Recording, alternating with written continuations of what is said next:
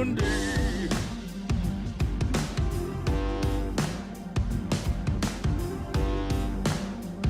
Everybody get that Monday. Get that Monday and rub it all over your body.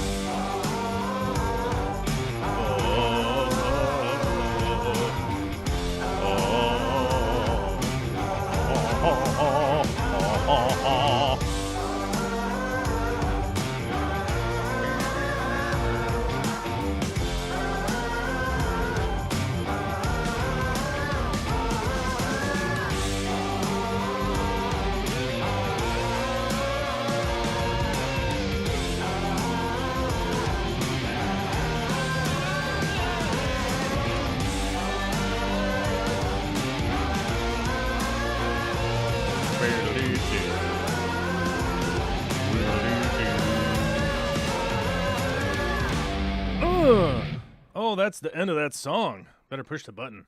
Welcome back to another Monday show. It's Monday, you weirdos. What's the date? It's not July 4th. It's not Independence Day anymore. If I hear another firework, I'm about to throw myself right off the edge. Right off the edge, guys. Right off the edge of the earth. The flat earth, that is. I'm going to climb the ice wall from Game of Thrones. I'm going to climb the ice wall from the Game of Thrones. And I'm going to throw myself right off there. Yeah, no more fireworks. Just cut it out. Wait till next year. It's over. It's over, buds. Stop it.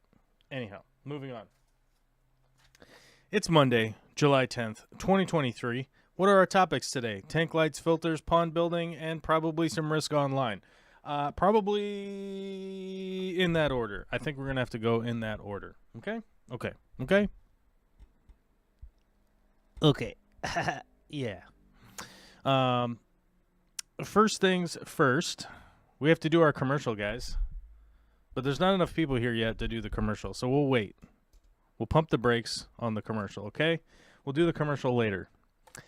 Joel G says, open the water lines. You got it. I desperately want to do that and have a great story about water lines for you guys. It's pretty stupid. It's I don't know. I don't know if it's a good story. If you've ever seen me be frustrated before, this is in the top 20. It's in the top 20 of frustrations. We'll get to that story in just a minute. The Offish says, for a non-American, was Independence Day?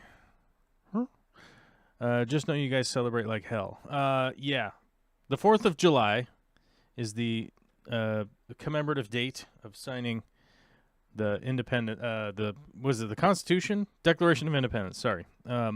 Signing the Declaration of Independence, July 4th, 1776, and it is a total excuse nowadays to light off a bunch of fireworks, have a barbecue, get hammered, get drunk. It's just like a big party, and it sucks. Honestly, I'm gonna tell you, every year, even if you're way into it, like if you're way into Independence Day, if you're like totally into it, and you go out in the sun and you light off all the fireworks and you drink all the beer and you eat all the brats and you do all the stuff until the late night, you wake up the next day and it's like, oh, it's just a big mess, a big disaster to clean up. And was that really that fun? It's basically what it boils down to. And it's a big waste of money, and it's just, it's been commodified. It's a capitalist hellhole, as always. With every holiday, it's spend a bunch of money on a bunch of crap, and then the money's gone, basically, right? So, yeah, it's become a joke as far as I'm concerned, because there's just things catching on fire, people injuring themselves, falling off boats, drowning. It's just a big disaster. So I'm not a big fan of it at this point. More often than not, each year we just get further and further out into the woods to just go chill and enjoy the weather, and hopefully not have to deal with the total nonsense annihilation that is the 4th of July, which the weekend of the 4th, we went to the family property. It's real quiet. It was real nice. There's, horses down the way, cows across the way. We saw some eagles. We saw some hawks. We saw a bunch of woodpeckers. I'm telling you, that meme that's out there about when you get into your 40s and you start checking out birds, it's true. It's a fact. But you guys know that I love winding up a decent camera and hiking around and taking pictures of birds. As you guys know, if you followed me on Instagram, I love taking pictures of birds whenever I get a chance and try to post stupid crap like that up on the internet, because I'm like, hey man, who doesn't like getting a chance to look right up into a bald eagle's eye? You know what I mean? People like that. And they're like, dude, I feel like my Wednesday was 1/1000th of an ounce of more joy or whatever, right? And so, try to focus on that kind of stuff, but you know how it is. It's just weird. Same thing with like Christmas, the Hanukkah, whatever. All those holidays are all just so weird now that it's like, you gotta spend money in order for it to seem like it was the real deal. And I'm like, can we just avoid doing that altogether? But alas, it is what it is. I'm not going to convince very many people of really anything. So that's just my opinion. And if you have a different opinion, great, fantastic. Do what you got to do. Just get in your little meat vehicle and go do the thing. Go do the thing. I don't mind. Speaking of birds, Wingspan is a fun game. I have no idea what Wingspan is. I don't know what that is. So I have no opinion on that. Maybe you'll elucidate us with some more information. But yeah, the Independence Day thing is kind of goofy. 3G says deuces, gotta go, or something. I don't know. I don't know what that means. I don't speak emoji. I don't speak emoji that well. I'm good at words. I'm good at words, bro. Let's check our poll. What does our poll say? Open the phone lines today. 75% yes. That's leaning yes. We'll check the poll in just a minute. And whatever the poll says in just a minute, we'll open the phone lines. Maybe we'll get Aubrey call in today. Maybe we'll get Skoggs. Maybe we'll get, I don't know, who will we get? Somebody will call in and they probably got something. They probably got something to talk about. Speaking of something to talk about, let's get to our first topic of the day in the title so we can get the show on the freaking road, dude. Tank lights, okay? This is constantly a point of, for the past 20 years, over the past 20 years, people are confused. They have questions. They want to know what tank lights to put on their tank. I have firmly been in the Fluval Fresh and Plant 3.0 light in my own fish room for a very long time now for a multitude of reasons. The app works really well, which means I don't have to have timers all over the place. The color spectrum variance of how wide you can go, how refined you can go, is pretty darn good. Is it perfect? No, but it's pretty good. The intensity of the lights is quite good. It's hitting all of those marks for me. It's a streamlined design. It's pretty easy to put on the top of the tank. All of those points, all of those things meet or exceed my expectation for a light at the price, right? I know that for a 48-inch light, $200 is quite a bit. And I'll share some Amazon links if people are confused as to what I'm talking about. Plus, you can go there and buy stuff because we are an Amazon affiliate. Fluval Fresh and Plant 3 LED light fixture. How much are they on Amazon? I don't know how much they are now. I haven't been keeping track. Yeah, they're like $199. So understandably, from the standpoint of it's expensive, I get what you're saying. Oh, 234 now for the 48 inch. Okay, so from the standpoint of people saying like, man, those lights are expensive, I get where you're coming from. It's like $250 after tax, right?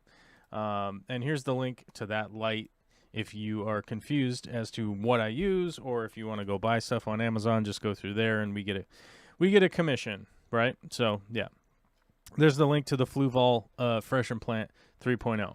Like I said, this light hits all of my needs.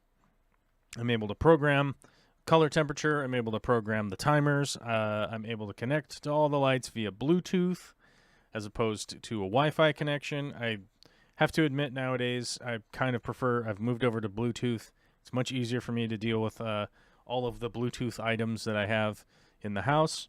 So that works really well for me. So the Fluval 3.0 works great for me. There are a couple other lights that I do own that I would generally recommend. And I'm drawing a mental blank on those at the moment, so I'm going to have to look up real quick out of my out of my list here. How long does it take the list to open? We'll see. It may take a minute for it. The Twin Star. Okay, I have messed with the Twin Star E series, right? Specifically this light right here. I can testify I bought it with my own money, and it wasn't anything that I was gifted or anything like that. I messed around with it for quite a bit. I did shoot some video around it. I was trying to figure out exactly what I liked about it, what I disliked about it. The downside was I needed a timer. I didn't like that very much. It was a little more expensive than the Fluval. But overall, the performance was quite good. Currently, that tank light is no longer in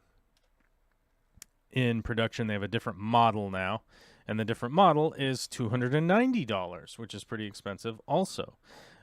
So, as you can sort of understand, it's like, yeah, hey, these expensive lights work really well, and it's sort of to be expected. Now, if you go all the way up to a Kessel light, for instance, those of you that are confused about Kessel lights, those are quite expensive. Kessel plant light. Let's look that up real quick, because I don't even think I've ever ordered anything off of here before. Let's see if we can't find an actual planted tank version. I think a lot of people in the reef community know that Kessel lights generally are one of the best out there as far as like reef lights go. They're quite expensive. As you can see in this link right here, if you go look it up, one single spotlight of these are $260, right? And you're going to need multiple of those, especially if you have a long tank. They're quite expensive. I find that the time that I got to play with them, I really enjoyed them. I thought they were great, but man, they're just a lot of money, especially for big tanks. Even my 120s, I probably would need like 4, maybe 5 of them to get like a real nice coverage of all of the areas that I would really want to fill out a tank. So if you're willing to spend that kind of money, I would say go for it. I feel like there's some better lights out there if you are willing to spend that kind of money, though. But Kessel is one of the sort of premier LED producers in the United States, and so understandably, it really comes at that price point. And as when I talked to the CEO, of that company about why their lights are so expensive, would they be interested in sponsoring, so that I could test some lights and make some videos about it. They were like, yeah, sure, we'll do that. we'll just sell them to you at half price. And I was like, I don't know about that, man. I don't know if I'm going to make content about something that I have to pay half price for.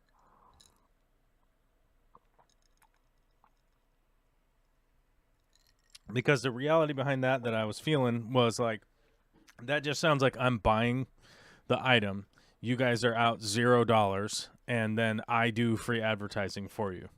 And I was like, that doesn't seem reasonable. And he's like, yeah, it doesn't, but you know, that's how it is.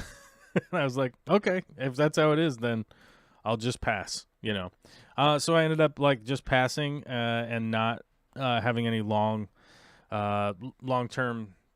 testing of the Kessel lights, right? That just basically what it boiled down to is like, oh, okay, well, you guys are completely uninterested in getting advertising for your lights. They didn't seem to mind because, as is my understanding, the lights for aquariums and stuff is a very small portion of the business that they do.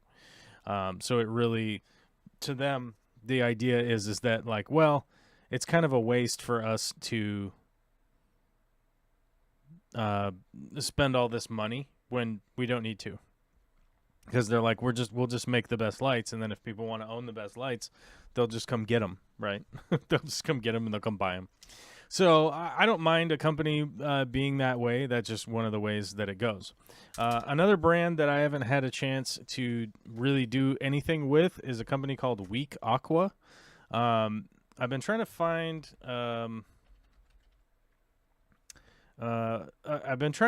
a reasonable shipper for the Weak Aquas. There seems to be like a company out of Colorado that does these. It's the Arc 430 Pro 3.0. I don't know. They all have these insane names. I was messaging with a very big named planted aquarium guy recently, and he was giving rave reviews for these lights so far with his testing.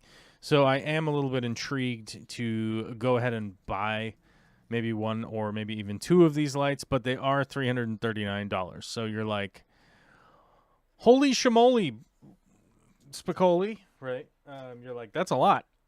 Well, that's true. That's true. It is a lot of money, and it might overall be worth it in my future plans here, if it is a light that really does fulfill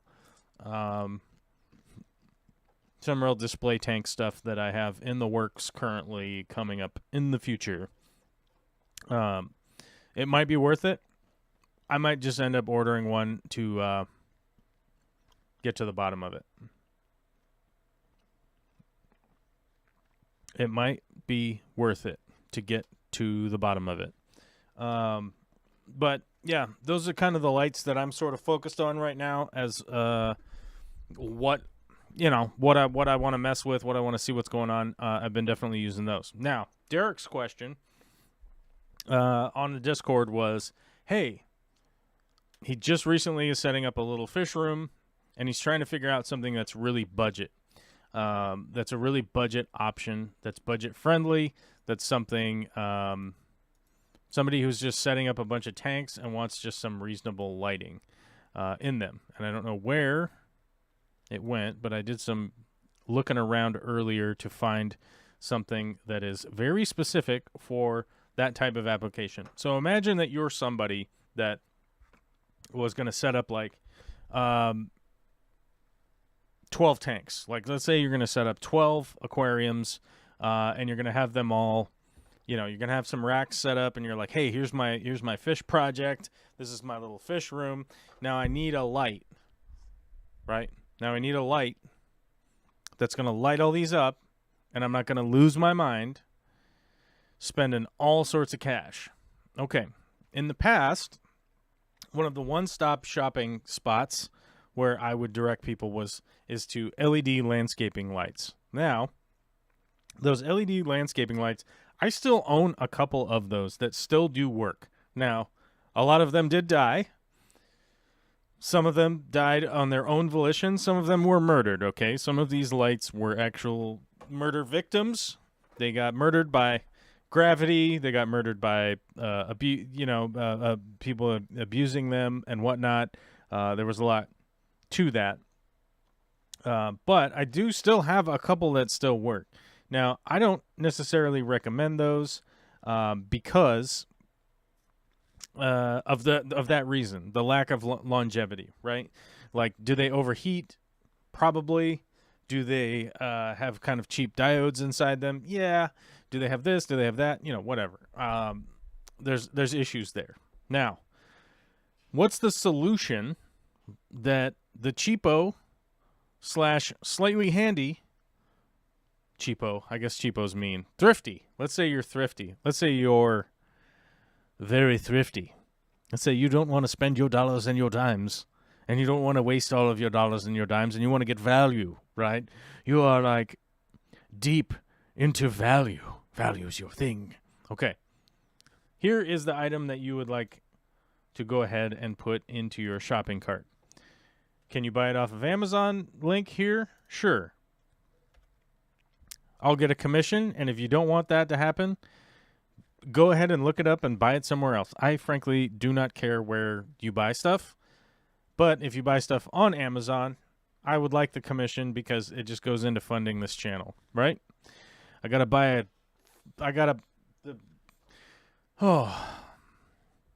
Side tangent here for just a second. I have to buy a very expensive HVAC unit, and I'm going to have to install it myself because it's too expensive to have somebody help install it, and it's kind of pissing me off right now. But I found a helper, and I'm most likely going to click the buy so that I can finish the fish room out here.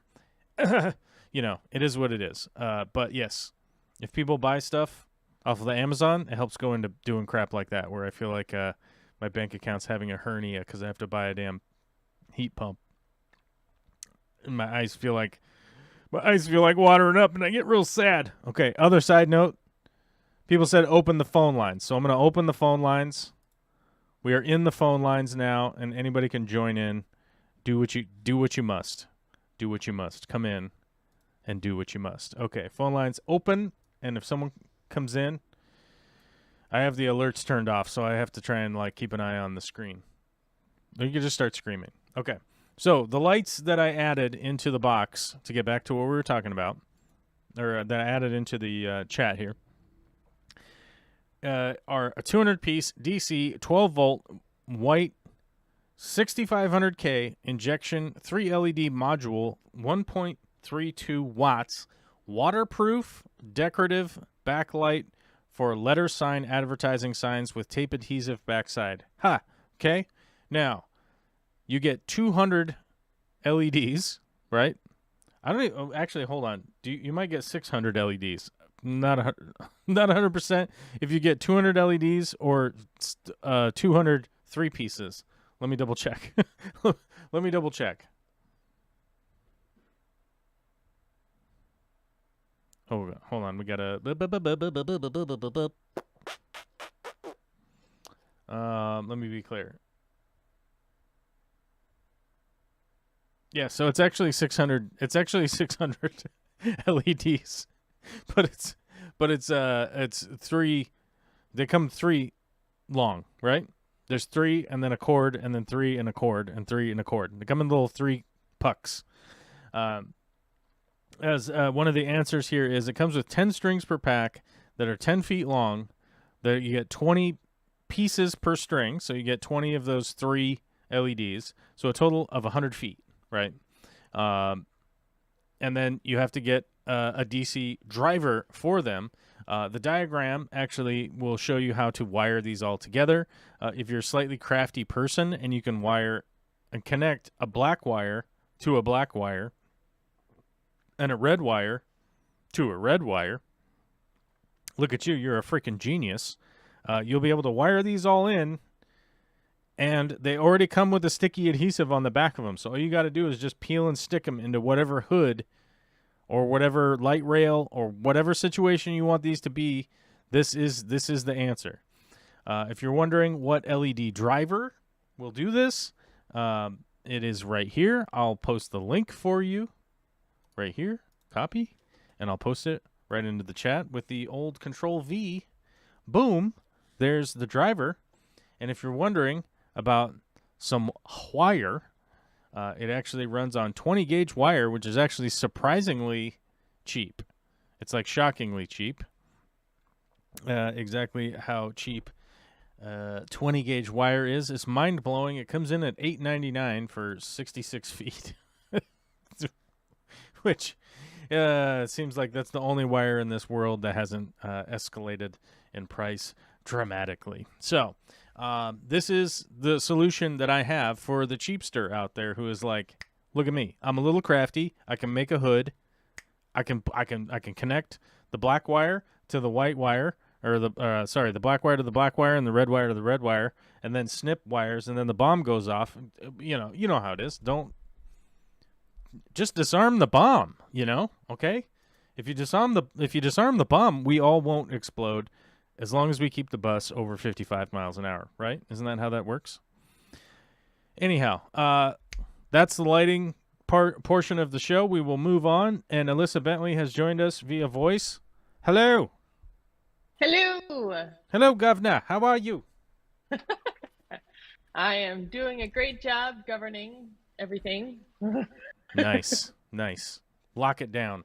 Hey, Heck you work yeah. at Sierra Fish and Pet, correct? Yeah, Sierra, yeah. Okay. That's so sweet. I was going to stop by there and buy tools the other day, but I was running late. So I was boogieing home.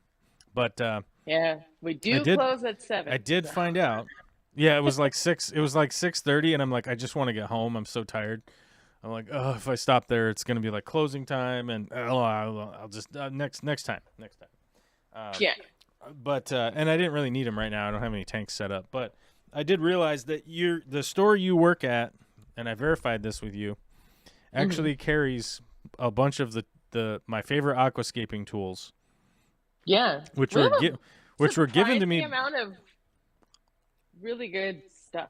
Yeah, they were given to me by the CChem rep, whom I strong-armed at a some convention we were at. I think it was the ADA. I think it was the AGA. Sorry, American Gardeners Association, or the Aquatic Gardeners. Was here in town. Aquatic Gardeners Association, whatever. AGA. Yeah. That thing. Which actually was extraordinarily funny. It was a very interesting interaction we were having, because she was very friendly, very nice. And I was talking with her, and she's like, "You're one of those guys from YouTube, aren't you?" And I was like, "Yeah." She's like, "Okay." And then she's kind of going on, and then somebody had talked to her a little bit. Like, she had to break away for a little while, and then came back, because I was just like fiddling around with stuff, because there wasn't a lot of people there at the time. So I was like, "Oh, I'm just gonna mess around with everything at your booth here." And she came back and she was like, "Are you the pumice guy?" And I was like, "Yeah, that's me, man." And she was like, "You do realize that CChem's, they're not very happy. They had to rework the website because of that." And I'm like, "Yeah, I noticed that you guys have a whole big portion now about how Matrix is pumice, and this is how you guys clean it, and this is how you do all that, and da da da da." And she's like, "Yeah, it's not actually a scam, I swear." Yeah. And I'm like, just say it's really nice pumice, and everyone will be fine. Everyone will be happy. It's like natural occurring hummus. We get the best, or pumice. We get the best, And Pumice. yeah, and I'm like, I don't think anybody would be mad, but I was pissed that I got pumice in a bucket that had a bunch of other rocks in it also. I had to like sift through it, and I'm like, dude, I'm paying premium price for this little tiny bucket of. At the time it was sort of advertised as like the magical media, right? And I'm like, dude, that's the only reason I was mad. I'm like, you guys can't see Genevieve off camera. I think you see her hand at some point. But my partner at the time, she was a geologist, right? So I was having her go like, what kind of rock is this? What kind of rock is that? And she's like, oh, this is this is that. And I'm like, this is pumice, isn't it? And she's like, yeah. And one of the things that's really disturbing, if you're ever around a geologist, they lick the rocks. Oh yeah. Yeah. And it is infuriating. To try and tell somebody to not lick rocks, like, and they're like, it's my job. Like, okay, well, this isn't. Okay, dude, stop licking rocks, man. That's all I'm saying. Just cut it out. But Anyhow, but yeah, that was super funny. But I guess the point was is that you work at the store that has those aquascaping tools, Hmm. um, and I had been gifted a bunch of them from that rep who was like, "Well, look, do you want to try them out? You can only buy them in store." And I'm like, "Dude, it is so stupid that you can only buy them in store." And I don't know why they were telling me it was like, well, we want to support local stores. Right. And I think the reality is like they just can't manufacture enough to handle online sales. I think honestly that's the problem. Is like, well, we can't manufacture like 300,000 of each tool and then have them all here and then ship them around. I just think that's the problem. It's just a logistic thing than anything else. It could be both. It could be. It could be. It's probably not though, right? Let's be honest. Yeah, probably not. I mean, I don't hate that company, just to be clear. Like, I don't hate Seachem. I use a bunch of their stuff. Right. But yeah, those are my favorite tools, and I've been meaning to stop by there, especially because you work there now, and I'm like, I can come in and be like, hey, it's like, cheers. How you doing? How you doing over there? Hey. Yeah, for sure. It's real funny because the owner, Jonas, he was like, "Hey, a lot of customers seem to really like you." And I really wanted to say, um, the customers that say they really like me, is it the people who already know me? Got him. Yeah. But I didn't say that because I didn't want to make him try to guess who knows me and who doesn't. Because Yeah. like Dean's there all the time, and Roy from the Greater Seattle Aquarium Society is there all the time, and Yeah. other people from the Greater Seattle Aquarium Society are there all the time, and they know me, and Yeah. it's just I don't know if they're going up there and talking to Jonas and being like, that lady in the back there, she really seems to know her stuff, and you should give her a raise. And I don't know. Yeah. I don't know what That they're would be doing. that would be funny. You know, Yeah. the It'd be times kind that of I've like had. nepotism. Well, it's like the times I've had people do that where they've talked to the boss like, "Well, you should really give that guy a raise." It's like what the bosses they don't care. They don't care. They're not gonna just Yeah. like, "Oh, well, hold on, let me call HR real quick and give that guy a pay bump." Because you said so, random person. Yeah. Right. HR is literally the owner's dad. So I don't know. Right. It probably doesn't matter. Yeah. So what's going on? What's happening other than the usual? What do you got happening? Let's see. So I'm continuing to fight the lilac situation in my backyard, which is really kind of consuming all of my thoughts. At this point, I've got glyphosate. And Oh, you going I'm big? You going oh yeah, chemical? I'm doing chemical warfare now because they go underneath my back fence, Oh yeah. and So yeah, you're so trying to there's fight him. like, You're trying to fight him across the property line. yeah, and Yeah. I mean, luckily, like, that part of the fence is also on my property. It's like back and forth. I have to go back and forth to the alley and back Oh into yeah. my yard again. Mm-hmm. So it's just like, ugh. But then like some tendrils are starting to go over to my neighbor's yard too. So I kind of snuck over to my neighbor's side of the yard and dug them out really quick because I didn't want that to just sort of become a focal point. Become a thing. Yeah. Yeah. um, and and then to take a break from that, I decided that I needed to lower. There's like a chunk of yard that had piled up from years and years of grass clippings and stuff, Mm-hmm. to the point where the gate um, rubs against the ground instead of just swinging freely. And Yeah. and so now I've dug that out because that was a nice break from the the lilacs, and I'm going to. So then I dug it out, and then I sprayed the bare dirt there with more glyphosate because, of course, I've got a whole bunch of it. And then I am going to put down some pavers there. So I've got the sand, and I've got weed block, and I've got more sand, and I've got pavers, and that's going to be my project today. But Yeah. right now I'm just sitting in the fish room, just kind of looking at everything and still trying to decide whether my baby fish are convicts or severums, because Yeah, I you do got not know.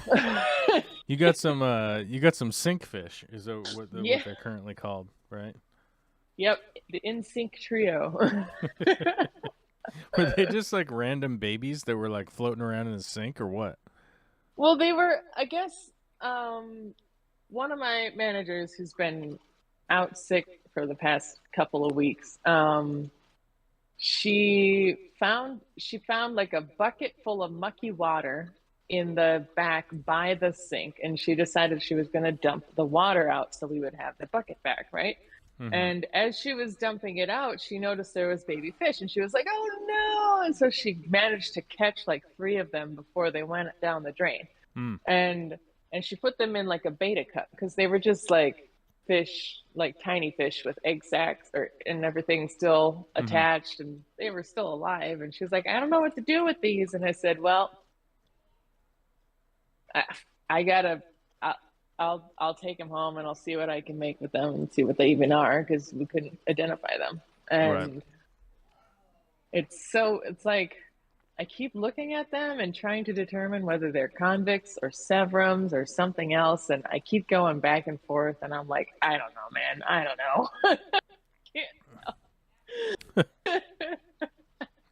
Don't even know. Got some random I, cichlid babies growing up. yep. We'll They see could what they grow are. up to be 15 inches when they're full grown, or maybe they'll be 8. I don't know. It'll be great. It'll be great. The Yeah. mystery It'll the be mystery will be solved, and then you'll have Yeah. some fish that you got to rehome.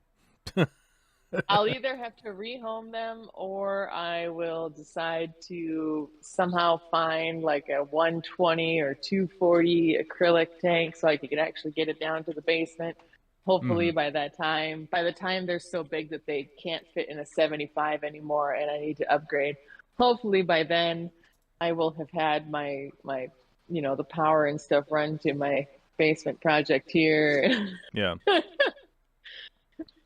for sure. Yeah, and then maybe I'll be able to keep at least one of these three. I'm hoping for the white one. Yeah. So my last weekend, I don't know if I don't know how well I've been posting updates, but I posted some updates to the Discord, and I posted an update to, what do you call that? There's a name for it. Oh, hold on, The I Facebook? gotta go to the dashboard. No, it's the YouTube community tab, wherever that is. I don't know where the Oh community yeah, tab is now. Content. with your road. They've moved the community tab. I don't know where it is now. Oh, maybe it's down here. Oh, here it is. Can I? Oh, there we go. Go to community tab. We had a lot of interaction here on this community tab post. With 23 likes, it's broken the algorithm. The algorithm is just broken. Oh man. But yeah, it's pretty funny. I like post stuff on the community tab now, and it's just like no one even, the people just scroll past it. I guess, I don't know. But MK Cichlids brought up a good point. He said, "I'd love to see more videos on stuff like this. Also, your DIY projects around the house, like garden stuff, chicken stuff, fish room build, etc. I know it's not the focus of the channel, but with your work and trade knowledge, I think you could teach people a lot." And I'm always like some tool talk. So it's a decent comment, and so I was like, you know what, I'll do better about like recording this kind of stuff. As always, I have video recorded now, and then it's like, when do I edit it is ultimately the problem with Right. my days.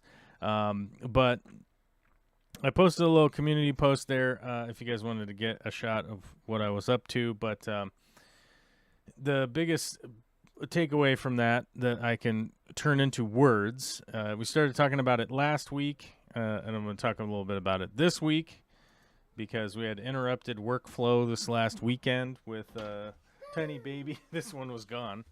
Hey, sweetie pie. Hey. This one has arrived back from Grandma and Grandpa's house. You want to say hi to everybody? Hi. Do you have a song to sing today? ABCD. How about You Are My Sunshine? No. You know, not that one? No. How about I want Twinkle Twinkle Little Star.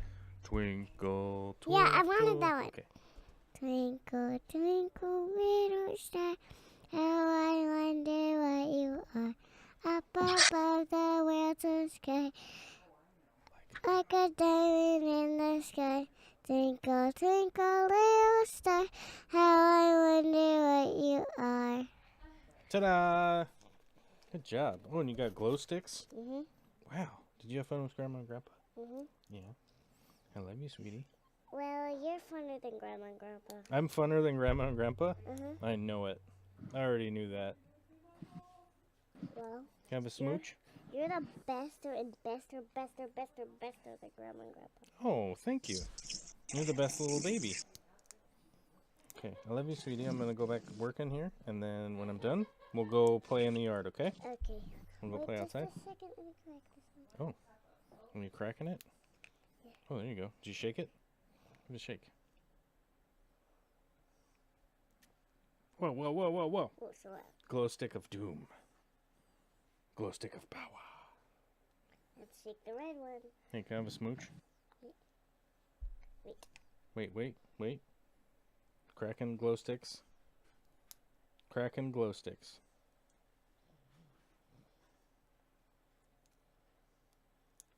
Oh. Ooh, that one's starting to glow pretty good now, huh? Careful. All right. No, that one's falling. Oh, grab it. Got it. Okay, big kiss. I'm gonna finish work, okay? Okay. Big kiss. Coming. Big kiss. Where's my big kiss? Mwah! Okay. Coming, Mom. Shut the door, please. Thank you. Oh, that baby bear was here. So She's such a sweetheart. this last weekend, we had work uninterrupted. As I mentioned, she just has arrived back from Grandma and Grandpa's. She was out partying, as kids do. They like to party. Mm-hmm. Oh, she's back. She's back.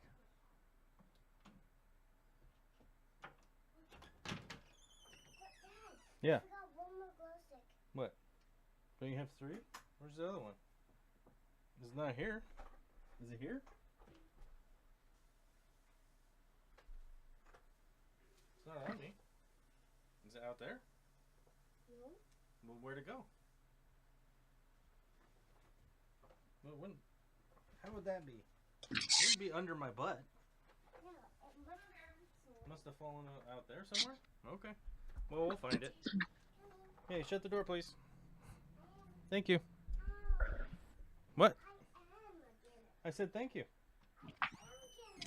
Okay. Okay.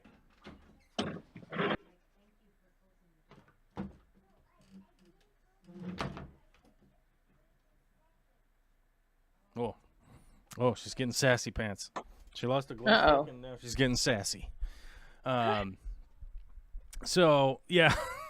Anyhow, this last weekend, as you can tell, like, if I'm trying to work on something, I'm definitely going to be interrupted by my daughter, whom I love very much, and yeah, that's fine.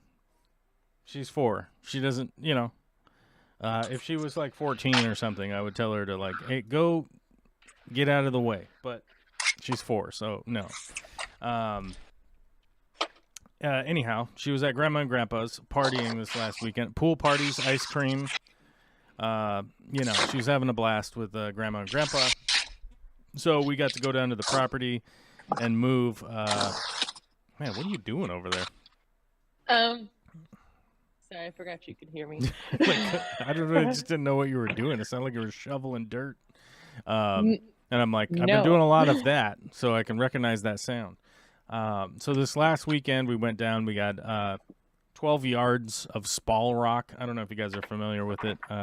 If I ever get this video edited, I'll post it up, and then you guys can see it. Spall rock is just rock that's like about yay size, from 2 inches by 4 inches up to 4 inches by 8 inches, just chunks of rock that's broken, basically. And the reason for that is you put down the base layer for the RV sites, guys. And I know that the fish fan people are like, who cares about RV sites other than just a cursory, maybe you like to camp or maybe you like to go out in your RV or whatever. And you're like, okay.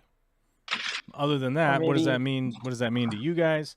I do plan on doing an annual camp out that will likely just be for locals because obviously I don't know if locals or I don't know if anybody could like drive from the East Coast. I mean, that's like wild. But Vicky pointed something out to me a while ago that was well, people can just rent RVs and have them dropped off because we've actually had friends that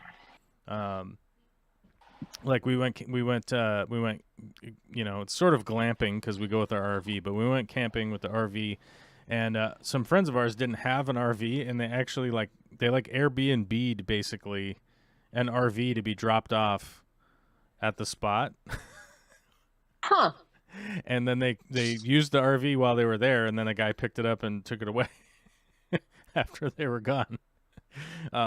So that is a possibility. I don't know what that costs. It sounds like a lot. I don't recall even asking them what the cost was, but so it is possible that people might be able to come from somewhere else for the camp out thing. But eventually we'll have the property sort of set up for that because a big portion of Vicky's like sort of future plans is to be doing annual like women's retreats and stuff at the property. So it will be something that even if we tried to hide the location, that eventually people would be able to like look up Vicky's women's retreat and then like, oh, well, that's where it's at. So if they really wanted to creep, they could try it. But it's in an area I wouldn't recommend it because basically everyone is armed to the teeth. It's in that kind of area, if that makes sense. Uh-huh. It's like if a bear showed up, the bear doesn't stand a chance. I'll put it that way, right? It's that kind of vibe in that area because you are way out there. You're in the shadow of Mount Rainier, basically. And so it just really wouldn't be the area to like be trying to pull stuff because there's a lot of America flags, I guess, if you want to put it that way, right?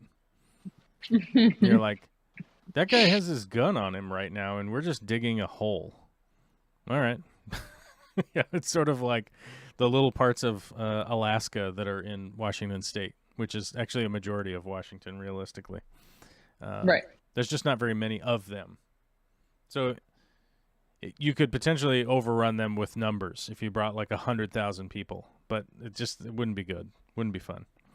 But eventually, like when the women's retreat stuff and everything is starting to happen, then I'll start doing the probably an annual camp out for the fish nerds.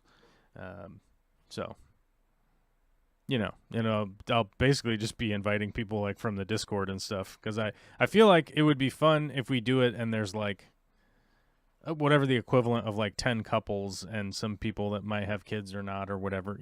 I think it would be pretty fun. It'd be fun. Yeah. No. Yeah. I don't know. We were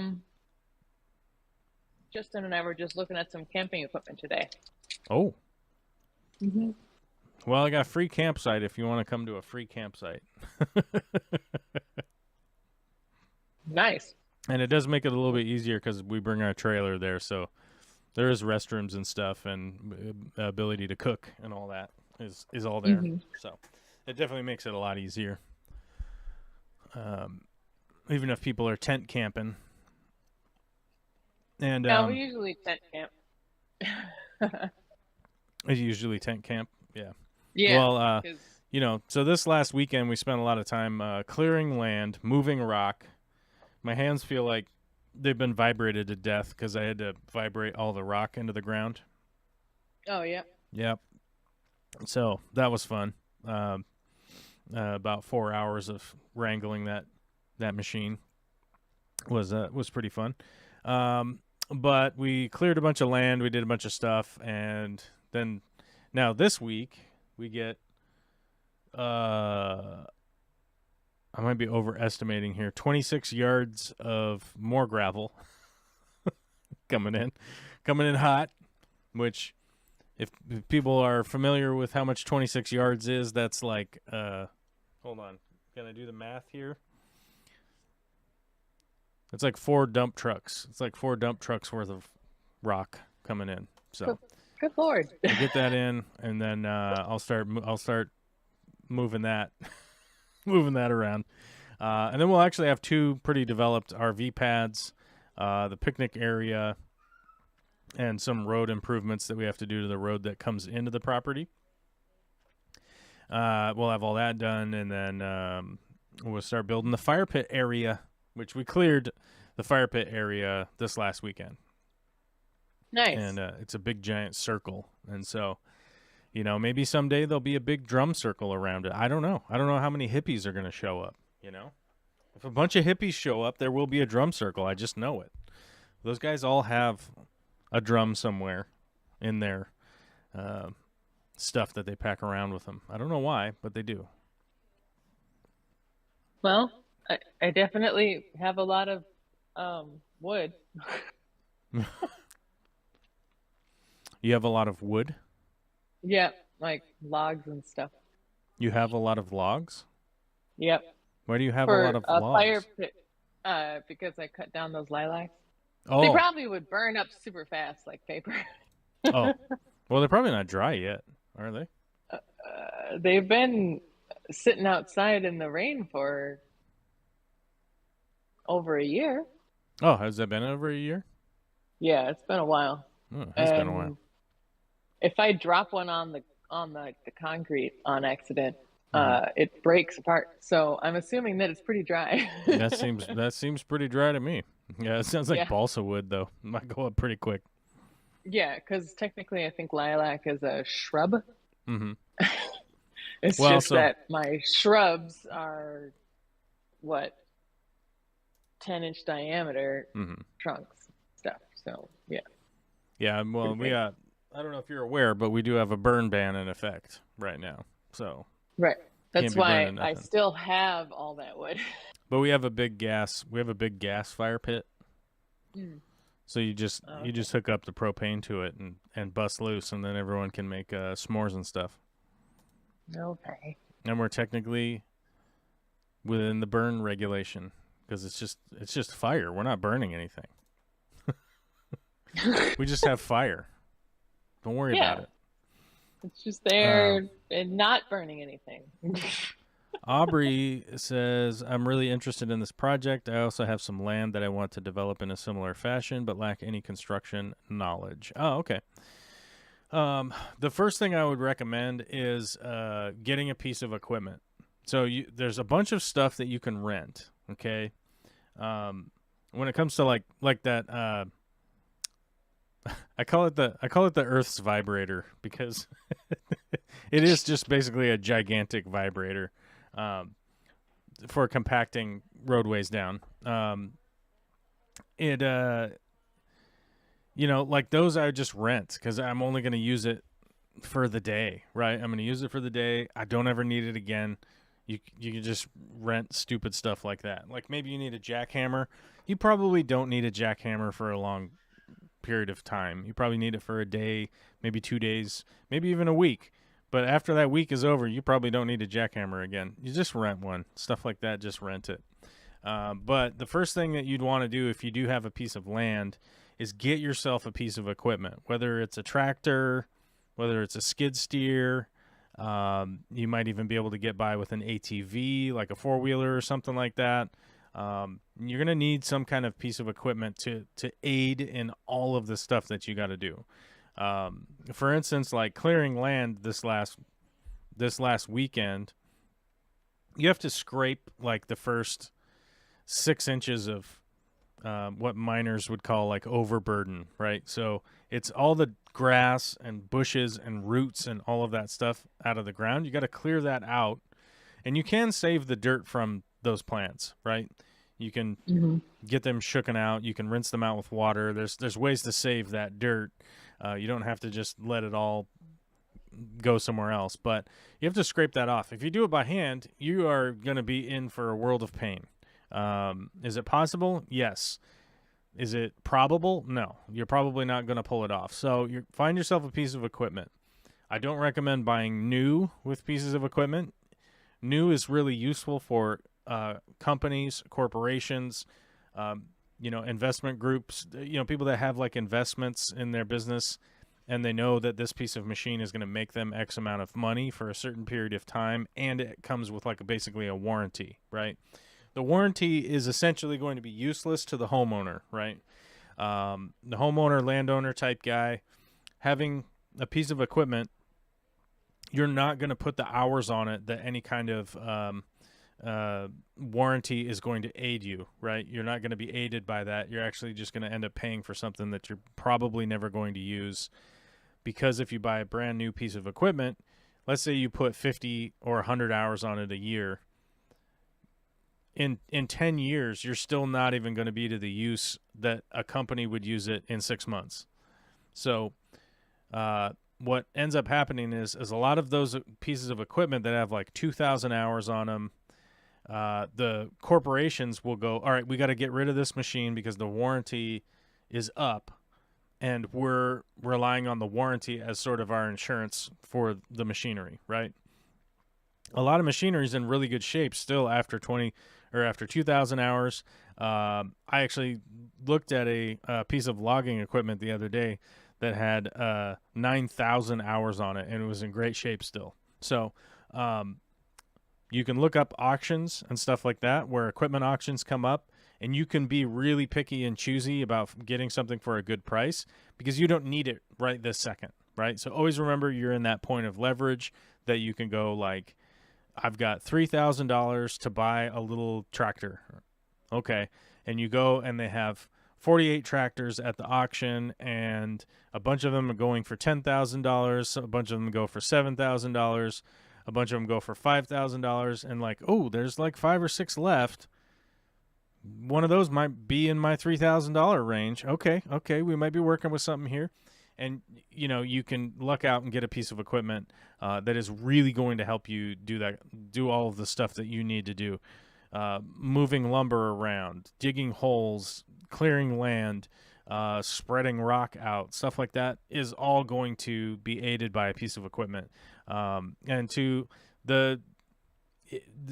by the way, I listened to a debate that Tim Pool was having with somebody else a little while ago, and he had mentioned that, these construction workers that get on a piece of a machinery and expect to get paid while they just push a button and the thing does the job for them. I would tell him, go out and operate, go out and operate an excavator for a whole day, right?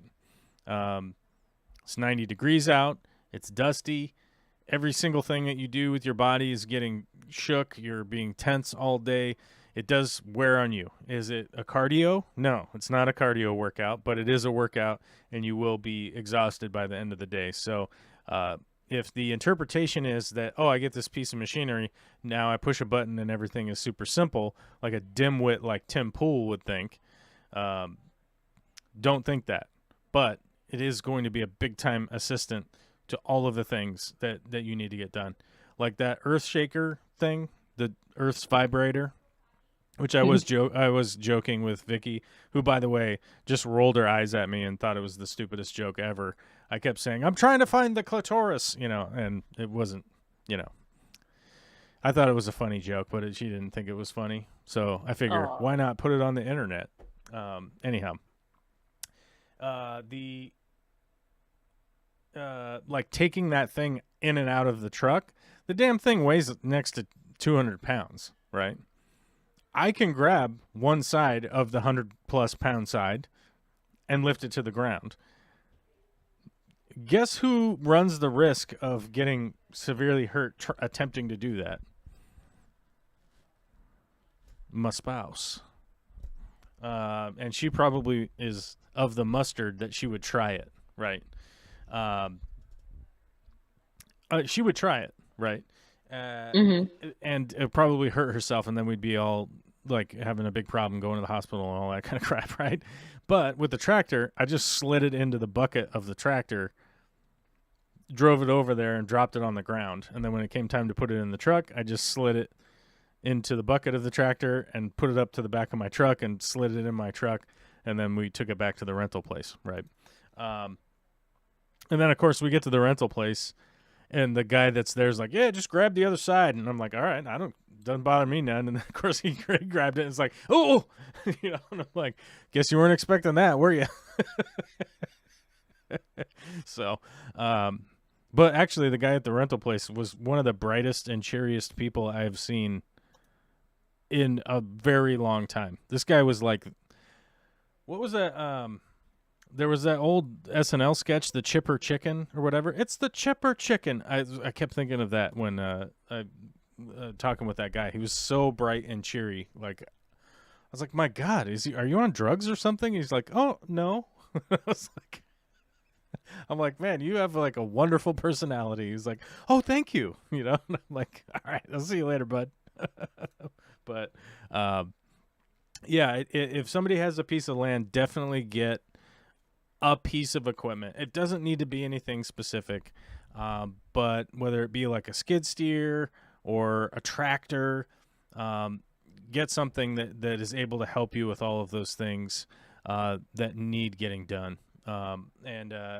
That's definitely the first piece of advice I would give it anybody. For instance, we have the tractor that we have use of. It's not ours. We don't own it, but we have use of one. Has a what's called a brush hog off the back of it, and think gigantic industrial lawnmower, right? Attachment. Mm. And this thing will fuck up 5-inch logs, right? Like, you're like, holy shit, oh my God, there's like, this thing's going buck wild. There's a big ass log in there, and then the log will just like come flying out the side of it in pieces, right? Not recommended to do that, but it can occasionally handle it.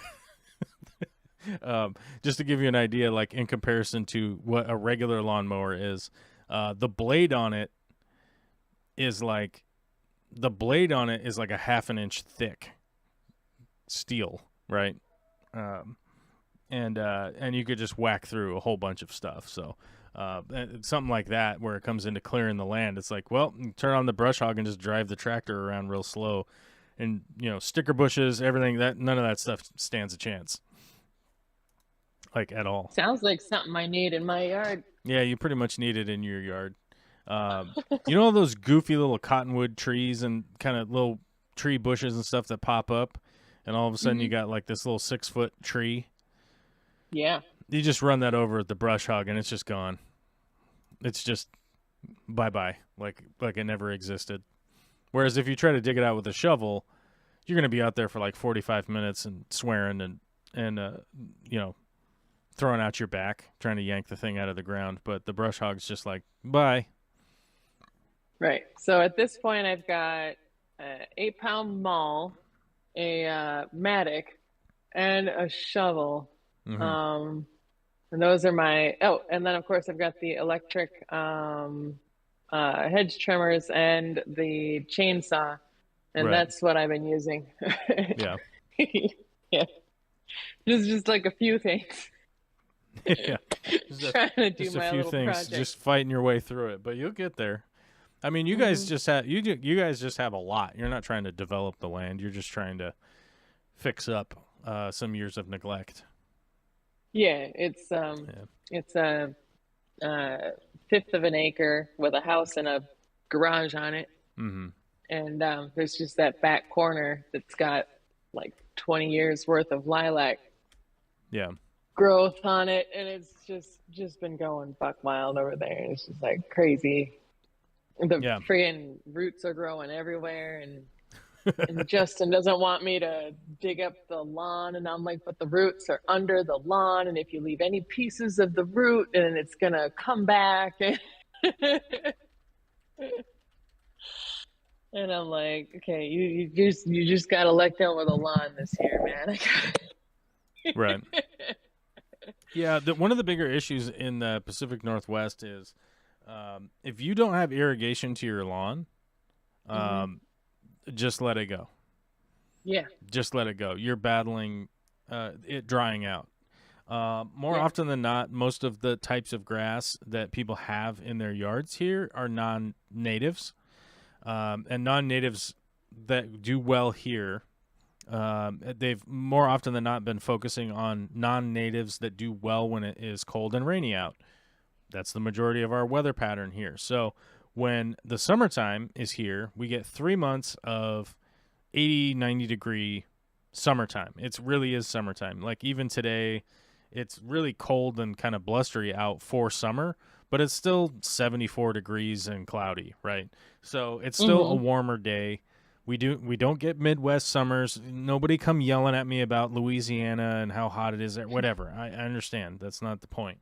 The point is the types of grass that we have here require a lot of water because the types of grass that is planted here, like I said, non-natives that aren't used to exposed sun and hot weather. So if you don't have something that's watering it, just let it go. It will be a dead, dry patch for a month, especially through August. You'll have a brown,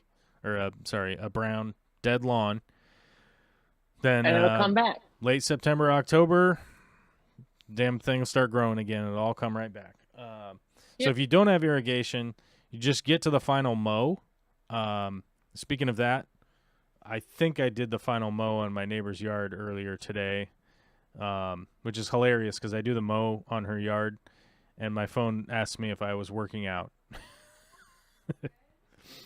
It's like, was this, you had a prolonged technically. period of physical exertion. Are you working out? It's like, oh, I hit 5,500 steps just mowing her yard. So, it's kind of funny. But I think I hit the last mow of the year for her yard, maybe one more. But just let it be dead, and then it'll grow back. Yep. And I think getting rid of the lilacs is worth having a strip chunk cut out of the back lawn anyway. Yeah. Fine. It'll grow back. Zip Gun has a good point here. That's a trap a lot of construction workers have fallen into.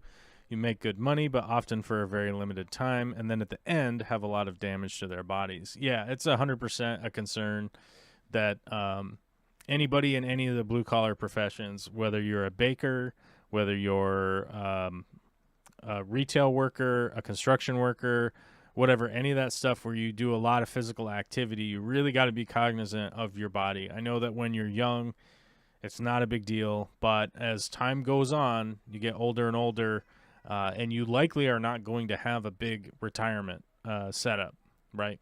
Right. So to those people out there that are working, 16 hours a day, 2 jobs, all that kind of stuff, you definitely want to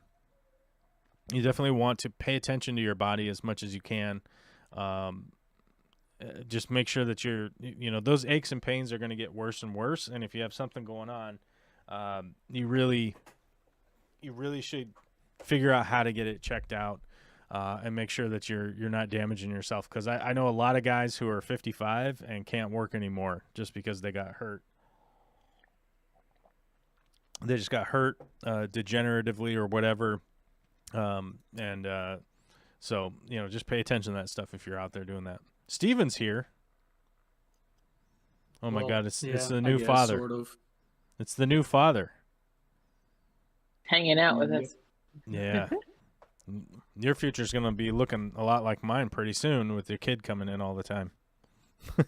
Oh yeah. Yep. Are you I sleepy? already What's got going on? Oh no, not really. I don't know. Just kind of hanging out. My body kind of hurts. I did some lawnmower racing over the weekend. So. Oh, brutal. Oh yeah. I did the slow lawnmower tractor maneuvers this weekend. Yeah, it was kind of funny. I got to the point. So there's a big difference between a skid steer and a tractor. So a tractor is you're running off of a clutch all the time because the tractor motor just runs. Whereas a skid steer, if you're not engaging the gears, it just stops, right? So Saturday I was working the clutch so much. with my left foot, eventually I just was getting vibrated. My left foot was like cramping up and hurting, getting sore. And I was like, I go to Vicky. I'm like, can you take over the tractor for a while? And she's like, oh yeah. And she goes over there for about 10 minutes and she's like, I don't know what the hell I'm doing. This is a disaster. You got to get back on here. I'm like, oh, okay, I guess I'll get back to it. It was a good break though, so I felt okay after that. But oh, that's good. But yeah, my body is a bit sore because we just kind of went ragged over the weekend trying to get as much as we could done. It's always a fight to try and accomplish things.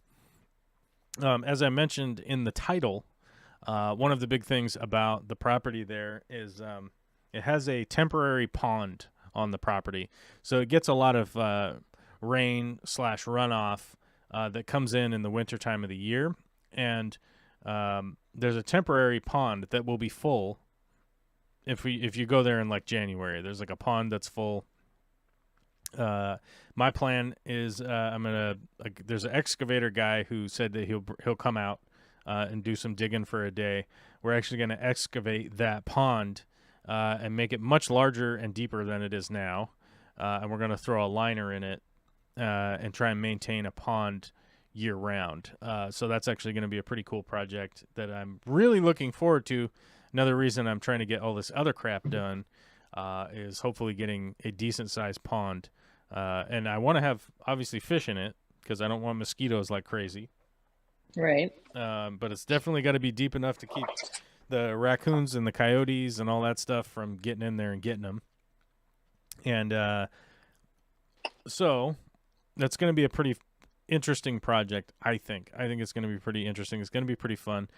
Here at our current home, we don't have any space for a pond here, so if I end up doing a pond, it'll be a small, like, above ground. Like, we have a little tiny pond thing right now that's like, I don't know, 50 gallons or something, but I think I made a short video about it and posted that.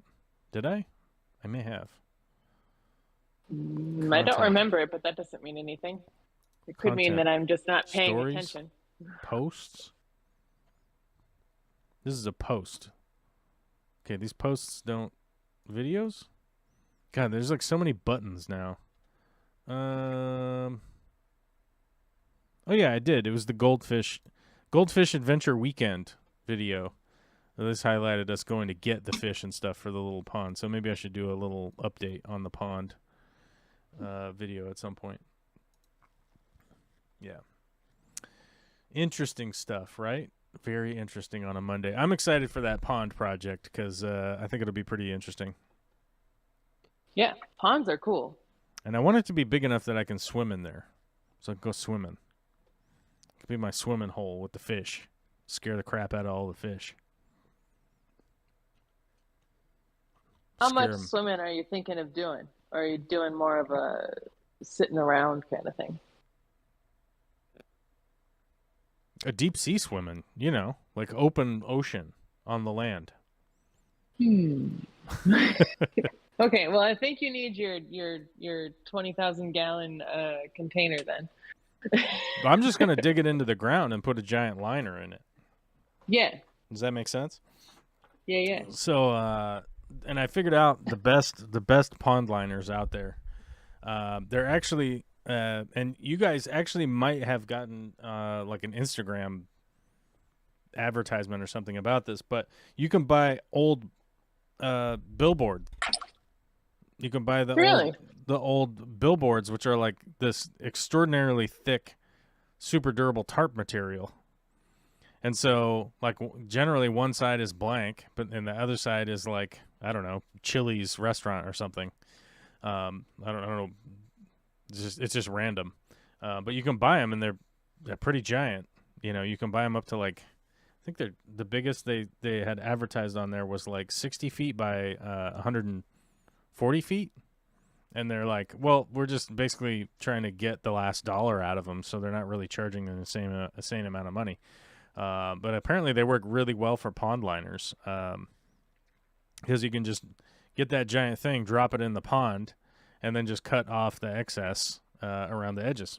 So that's ultimately my plan. I don't have a different one. If there is a better plan out there, I wish somebody would send me an email about it or whatever. But that's the current plan we're gonna run with. Something. Let's see. We have a family member who has got to be 80 plus years old, and he's a handyman and still doing it and still doing tough jobs. Yeah, I know some old guys that are still going about it, like my dad. My dad's a perfect example. He's 74 now. Maybe he's 75. I don't know. But he's still going at it. He's still out there doing all sorts of crap. Works full time still. A really crappy job. He's like a janitor, basically. Wow. Yeah, it's wild. It's wild stuff. I still don't know why. I still don't know why he's poor. He won't tell me why. He did all of the right things. I know that he invested in a retirement. He has a pension. He has his health care from the military. He has he has all of the markers of like he should just have a comfortable retirement and should just be retired. But I know at some point he took a bunch of his retirement money out and did something with it, and he still won't tell me what it is.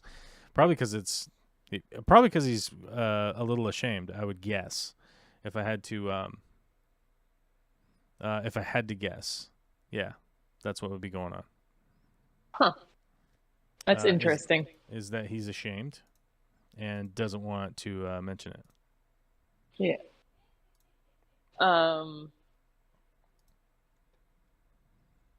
So speaking of those tarps that you mentioned, the not tarps, but the billboards that are being used as tarps, I had heard that some company had decided to, sell them off for super cheap, and people were using them as covers for their homes in poor countries.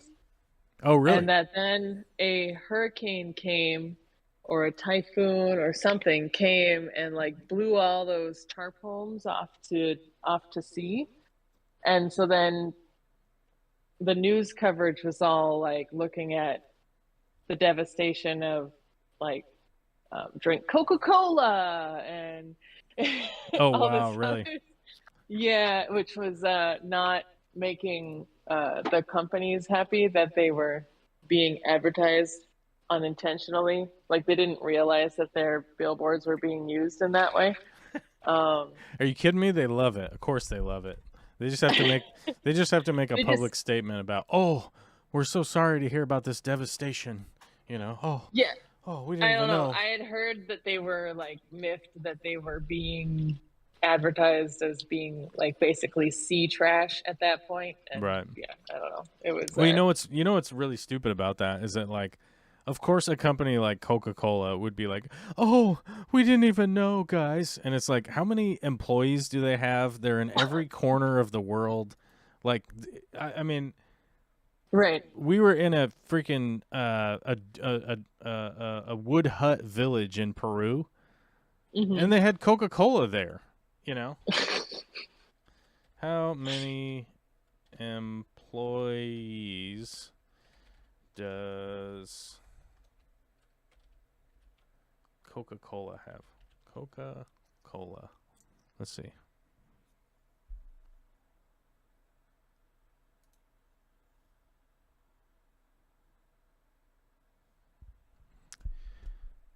Coca-Cola total number of employees in 2022 is 82,500. Seems to fluctuate. Seems to fluctuate, but 82,000 employees. They're in like every corner of the world, right?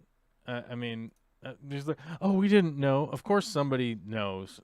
Somebody knew that you were doing that, and I bet the person that knew about it was like, oh, don't tell them. Just don't tell them. Just act like we didn't know. Yeah, I don't know. It was a weird article. It's a weird thing to be like miffed about, Right. It's like, funny. oh no, you're being part of the solution to the problem of like people not having shelter and people being able to have affordable shelter or whatever, and then now you're miffed because some of that got wrecked. Oh yeah. I don't know. I thought it was funny, and then you talking about that reminded me of that. Yeah, I mean, here's the thing. Like, I don't know if you can opt for like what billboard you want. Yeah. Like, I don't know. I don't know if that's an option. I don't know if you can be like, oh, I would like the Coca-Cola one, sir. Yeah, I don't know. But it's kind of funny. I'm looking at it right now. What's that? I'm looking at it right now, just Oh, out really? of curiosity. They're very cheap. Yeah. They got this 20 by 60, $250. I think actual pond liner that size would probably be about way more than that. $750. Yeah. Yeah. Yeah, it doesn't look like you could choose though, which is unfortunate. It's fine though, because once you've got it in the pond and it yeah, it won't matter. It really covered won't matter. in algae, you're not going to see it. Yeah, it really won't. It just, you'll never see it. It really won't matter. And I know that like generally one side of it is just like a blank color. I mean, it might be black, it might be white, who knows? Yeah. Yeah, because there was like the biggest one I saw was really big. Whoa, who else is here? Hello, friends. The phone lines are open. Hey, who is Derek that? P. Oh, is that Derek? Yes. Oh, okay. I was like, it just says H ... by your name. I'm like, what the hell is that? I'm like, what the? I'm scared of the H ... Where's the big one? Super scary. By weight, 55 ounce. Like, that's thick. I don't think there's anything at 55 ounce. 35 ounce is a real thick stir.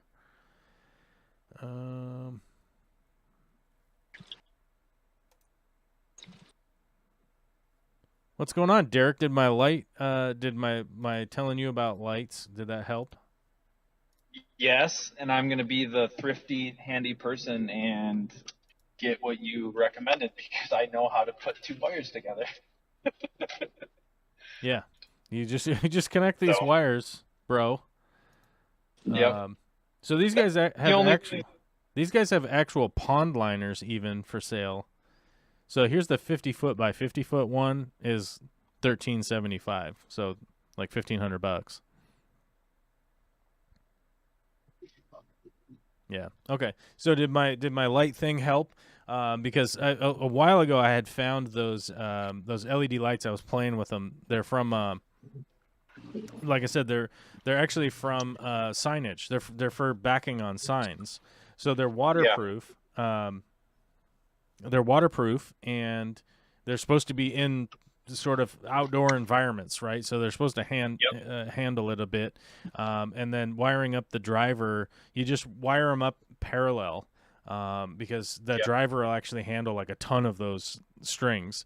So if you did have a big fish room, and I know yours isn't going to be huge, but it's definitely going to be big enough that, oh, hey, this will save a bunch of money. Yeah. So you'll save a bunch of money kind of DIYing some lights in the applications that you probably don't need a super fancy light. If you do want to get a fancy light, get a fancy tank and have it off to the side and like, oh, look at my display here. That's really cool. Then that's kind of the best that I would give. You obviously have your water change already set up. If you guys are on the Discord, Derek's been keeping us updated on his plumbing adventures and whatnot. And it looks like you got your water changes all set up, which is going to be great. Filtration and everything, and a little bit of light, that you'll need. You can always just add more and more of those. If you're like, this isn't enough, I need more lighting, you can just wire in some more and you'll be fine. And at the price, I'm looking to grow plants, but not, I'm not looking to like propagate like crazy. I just want to have decent plants for the fish that I have. Yeah, exactly. Mm-hmm. I'm on this website right now trying to find giant tarps. Billboard tarps? Man, they have everything. They have everything on here. Hay and silage tarps. Oh my God, you could get a giant hay tarp. I want to pop on and say thank you for those. So I'll definitely look at those links after I get home. I just pulled into my local one of my local pet stores because last time I was here they had roseline sharks for like $3 a piece. Oh wow! So, Screaming yeah. deal. Some people got deals on fish still, even with all this inflation. Yep. I mean, anywhere right now other than this place, they're like $13 to $14 or more, depending on where they are. So Yeah. I'm hoping that there are still some left.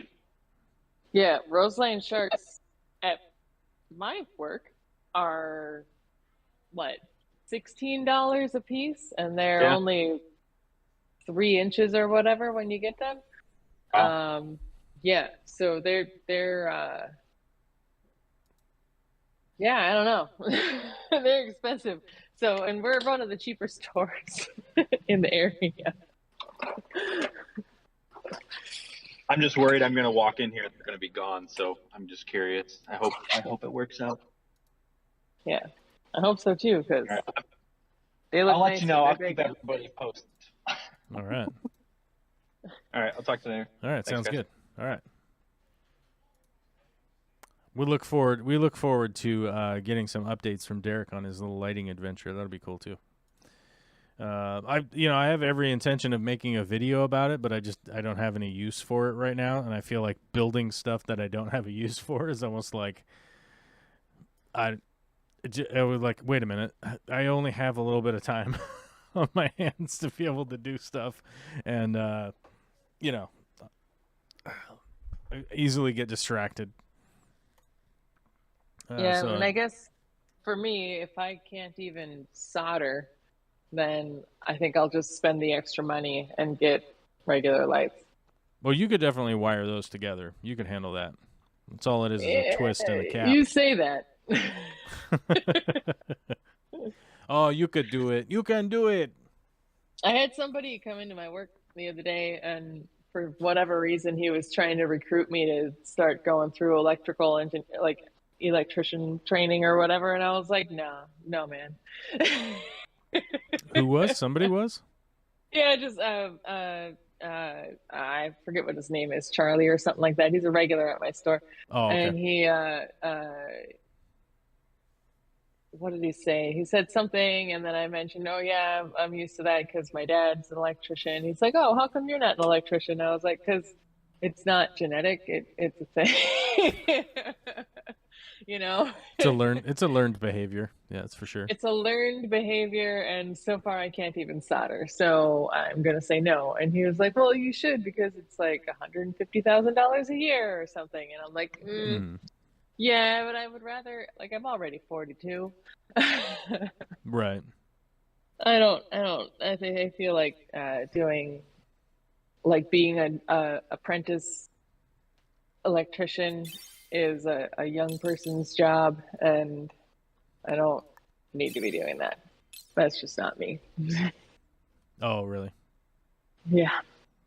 Like, I'm sure I could mentally do it. Mentally, I could do it. It's the physical aspects of being an electrician that I don't think I could actually do anymore. It's physically demanding. I will admit that. Mm-hmm. I will. Like, I don't want to be crawling around in people's attics. Yeah, to be honest with you, neither do I. I don't want to be in anyone's attic. Right. I'm It's a nightmare assuming up that there. eventually, when we go and hire someone to get us into this century as far as wiring goes in our attic, that it will be expensive, and we will be happy to pay for it, because we are not going to try to handyman it ourselves, because that's ridiculous. But you can do it. No, I do not want to burn this house down. Actually, to be clear, like, I can do it, but maybe not you. Right. Well, it's like when I mentioned it to my dad, and he immediately goes, I'm not crawling around in your attic. And I said, no, you are absolutely not allowed to crawl around in my attic, Dad, you crazy 72-year-old man.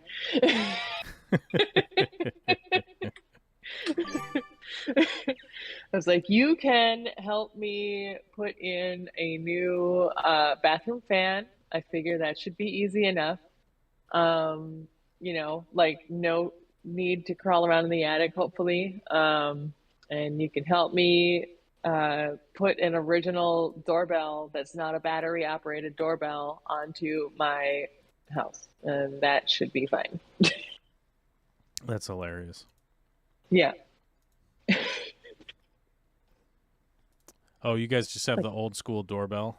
That's wild. No, we literally do not have a doorbell right now. Oh. The house came with a battery operated doorbell, but it's the cheap one that when it's outside and exposed to the elements and then people push it, it gets stuck and then it just keeps dinging until the battery runs out. And then I found in a drawer the original doorbell that must have come with the house, which is a wired doorbell. Yeah. Which would go to the doorbell, what's it called?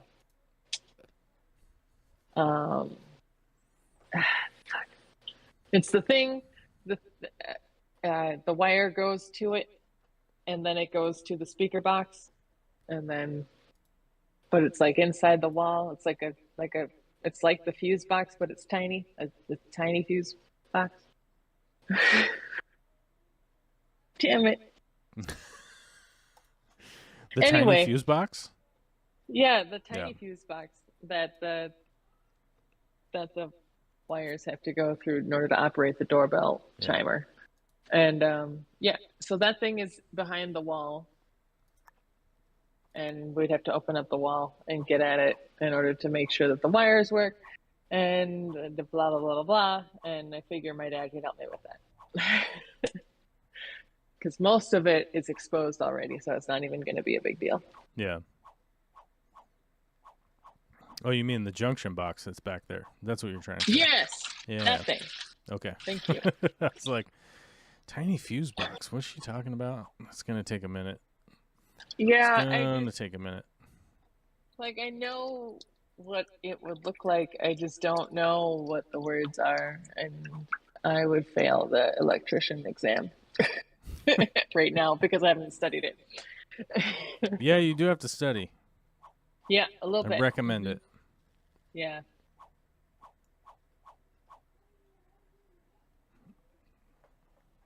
All right. Well, we seem to have scared everybody off with our our non-fish talk. With our non-fish talk, yeah.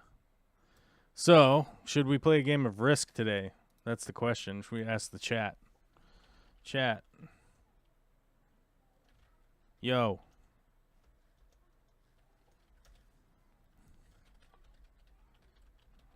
Risk or no? Sure. There we go. I guess I could.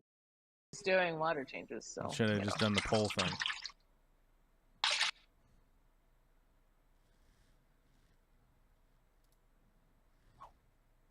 Oh, he already quit. They did some shenanigans? What? What?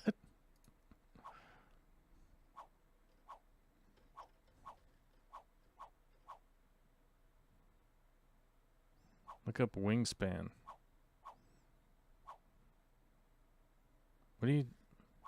What's wingspan? I don't know what that is. It's a game. Oh, was there a game called Wingspan? Yeah, he was talking about it earlier. There's a game called Only Up that everybody's been playing.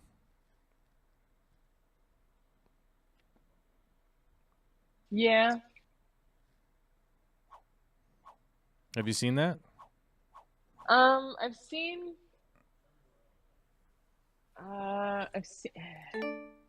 It wasn't Only Up. There was one that's very similar that I've been watching one of my gaming streamers play. Yeah. Which is called I'll go look. Hold on. Sometimes this happens at work. And people are like, "Oh, what's the name of this thing?" And I'll be like, "I don't remember." Let's see. Getting Over It. Getting Over It, huh? Yep, where you play a guy who is stuck in a pot and he has a hammer and you have to climb a mountain in that way, and it's very strange.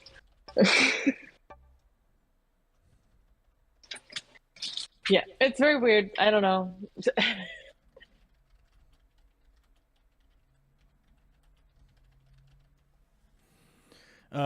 So Nabokov fan says they do some weird spending coding. So based on if you pay or not, you get dice rolls.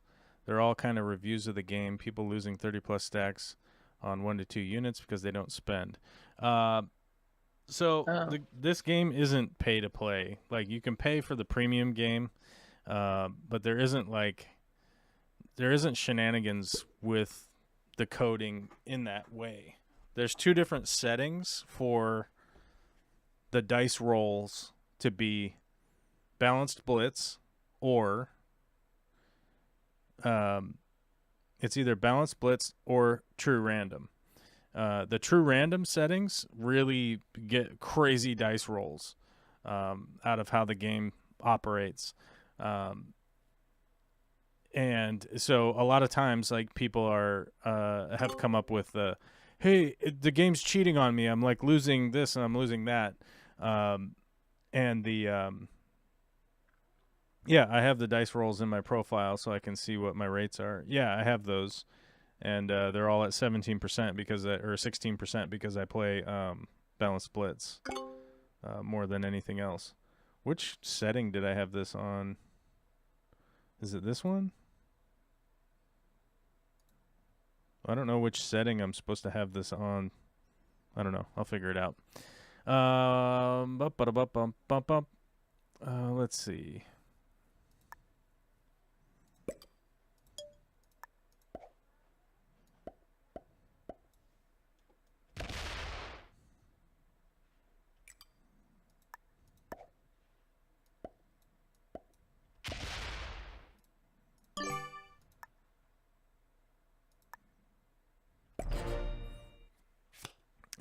Oftentimes, like, I think people's sort of interpretation of like how things are operating are sort of skewed by their outcomes, right? Is that they're going like, well, these dice rolls aren't going the way that I thought that they would go, and that they end up essentially attributing their perception to what is going on. And it's like, yeah, if you're losing or something, of course your perception is going to be that, like, oh, clearly the game is like, it's out to get me. And I can testify that, like, it does operate the way that it's supposed to operate as a game. So I don't know about that. I don't think there's a pay to play feature. Otherwise, like, all of the people that like play this game competitively would just pay to play. Like, that's what they would do. Like, and you would just get demolished by people constantly. There's a ton of people that stream the game too. So it's like, if that was happening, like, it would be happening to streamers also. I think I have this set up on here, right? Let's see.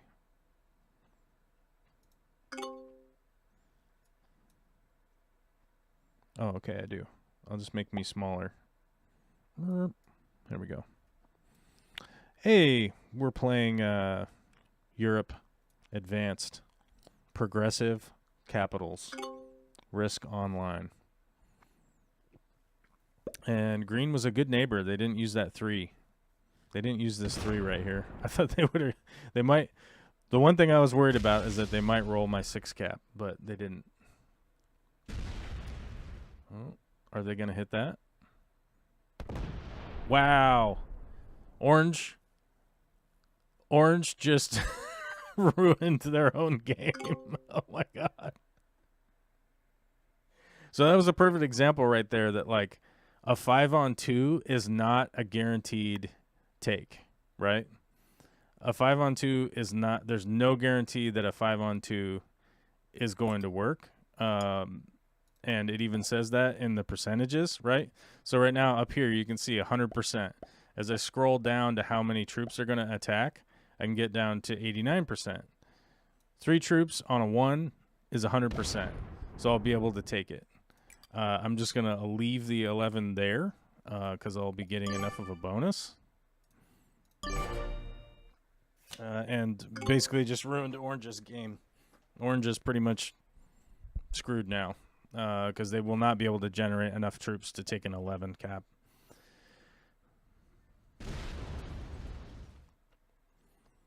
White's coming out from over here in Spain.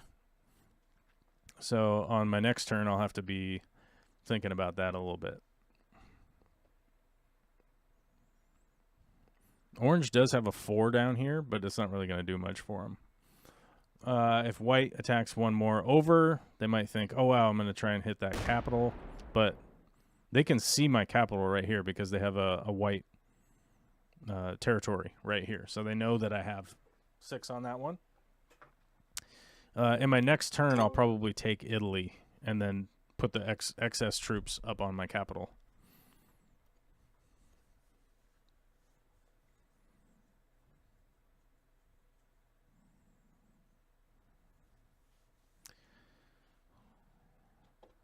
What are you up to, Alyssa? What are you doing?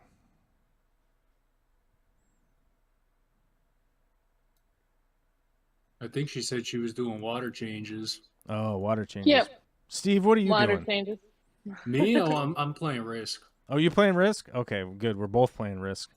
We'll just silently play Risk together on a different playing on different game. Alone together. Did Blue just forever. put everything up here? They did. They must be up in here. They can see my capital, so they know what they're dealing with. So let's see. I have 2 capitals, plus 12 troops. Let's see if green breaks me or not. They just came up here with a 9. They could break. Nope, they're going back. Oh, they're going up. Aggressive. I like it.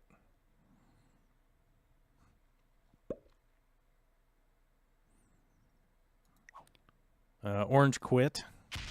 Orange was named Pilo Sucks. Okay. That's actually just going to make it easier to deal with all this down here now.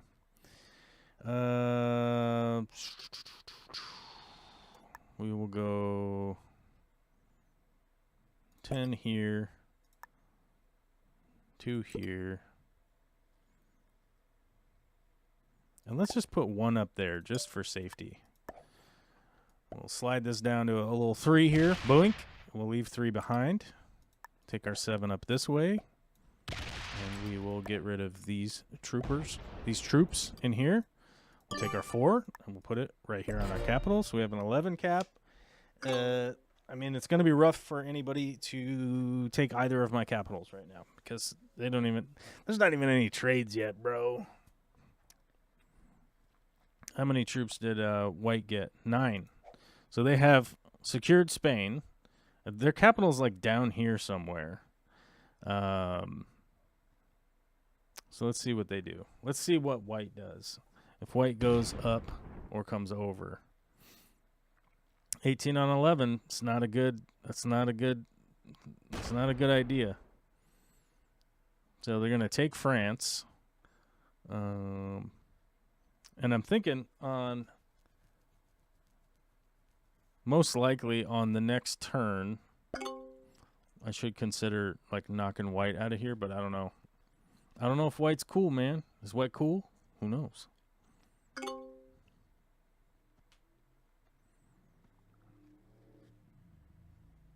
One of these days you'll have to do a screen share and do commentary on one of the viewers' games. Yeah, I would actually like to set that up. I don't know. Yeah, actually, I think that's fine to do as far as the like fair play rules and stuff go. Ah, Blue's going to run into White. Okay.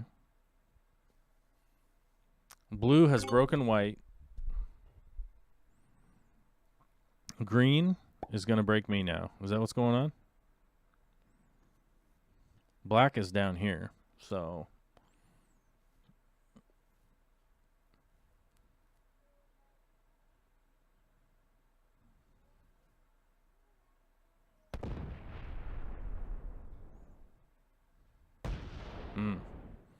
We don't like that. We don't like that.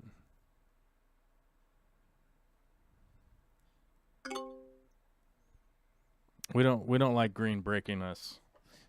Should we give retribution? Probably. We probably should.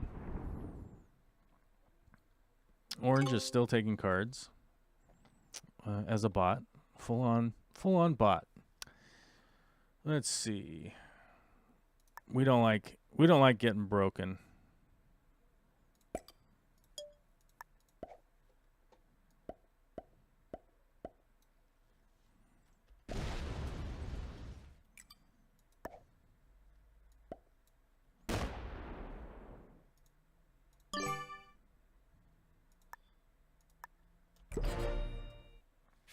We don't like getting broken. We break back. If people break us, we break their bonus. And they go, oh no, my bonus. My guess is white's probably mad at blue. I'm probably going to go up this way into London. Where are they going? Yep. Up into London. They're going to break blue. They didn't like getting broken either.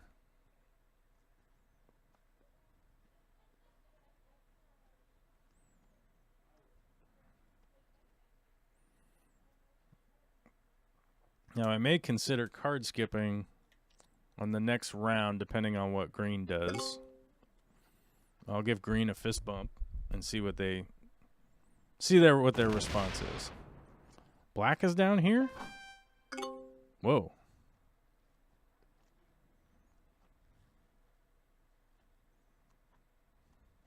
Did not expect that. I expect green's capital to be down here. If they had a black behind him, it's kind of wild.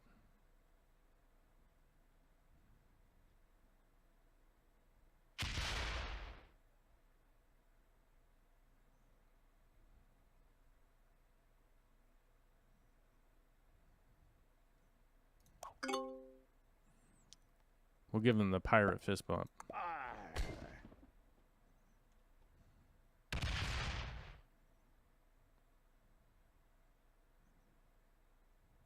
All right. So the vibe from green was, oops, the 3-on-1 didn't work.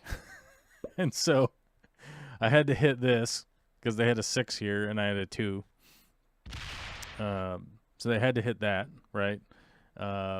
I didn't really like that very much, so I broke them back. So green's gonna be cool. We're gonna be cool. Let's see. We want to let green get some takes up here. So we'll put a 3 here and a 3 here. And we'll give them a...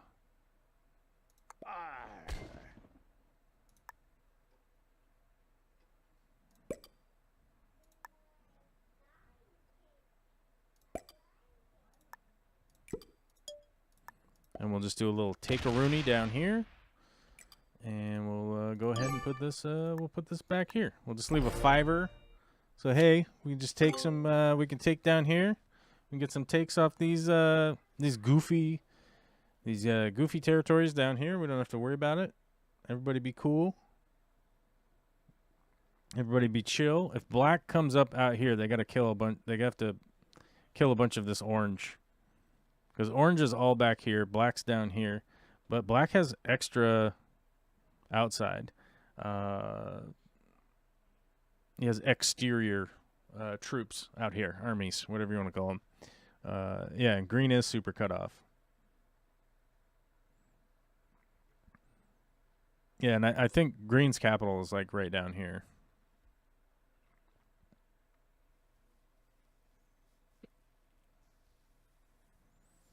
You know, and realistically, green will probably be killable or close to killable on the next round, depending on what they have on their capital, because what have they been getting? 5. I don't know how long they had that bonus for, but black's getting a 13 bonus, which is pretty good.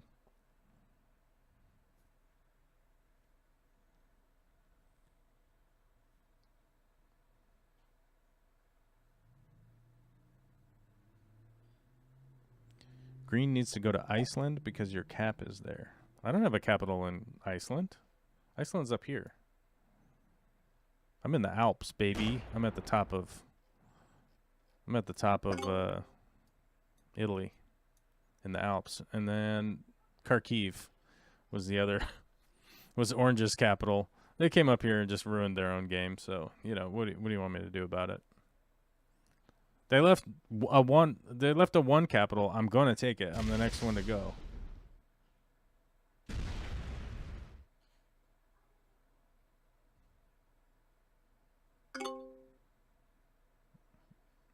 Yeah, green shouldn't go to Russia, though.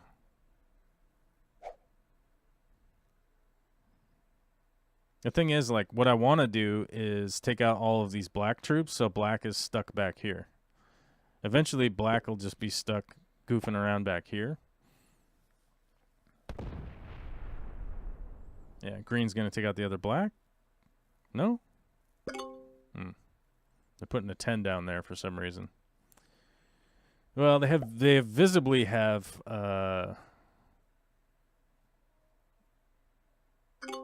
visibly they have 30 troops, and I have 71 troops, so they probably have a total of probably around 50, I would think.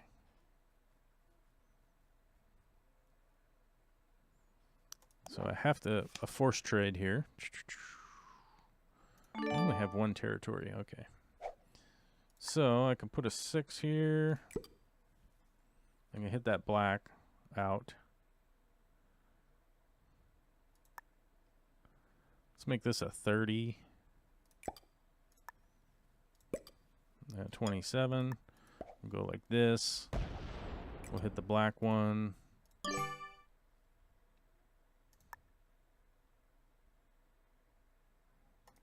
Put a 9 here and see what green does.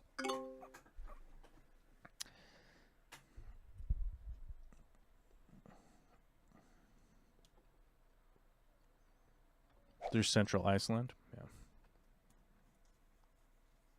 Is green up here? No, because blue knocked everything out up here. White's going somewhere.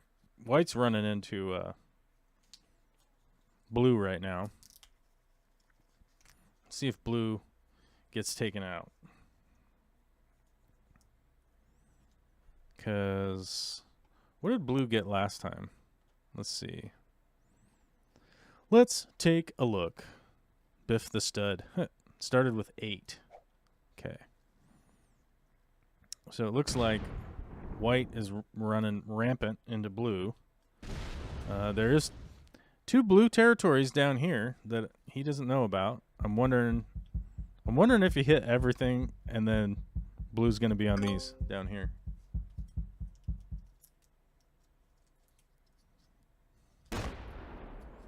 Black with just a take. Yep. And this blue just down here. Nope. Still had some territories up there. Almost got ourselves a free kill. Question is, did they take their capital back or what?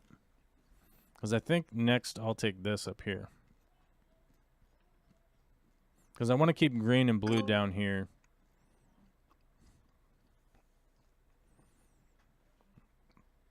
If green's a homie, they'll just take one. They'll take one down here or up here. They're playing it like it's a fixed game, but it's not. This is progressive.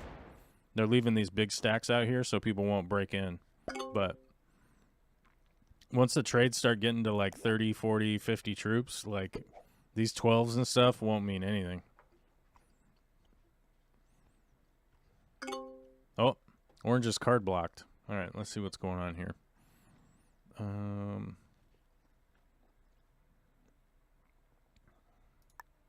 Let's do this.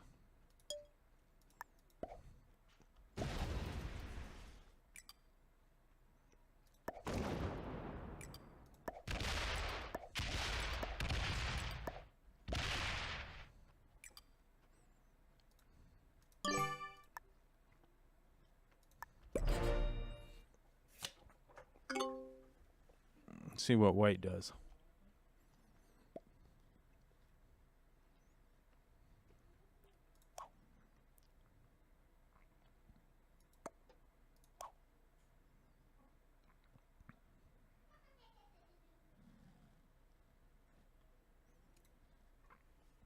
Yeah, I don't know what blue.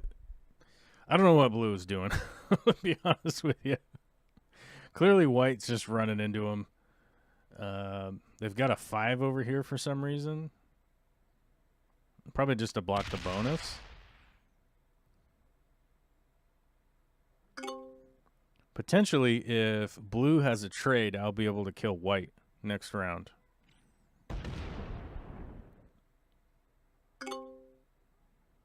If blue has a trade, white's getting it slapped right in the face, and I might be able to kill white next round. We'll see. 2, 3. 3 attacks. That was it.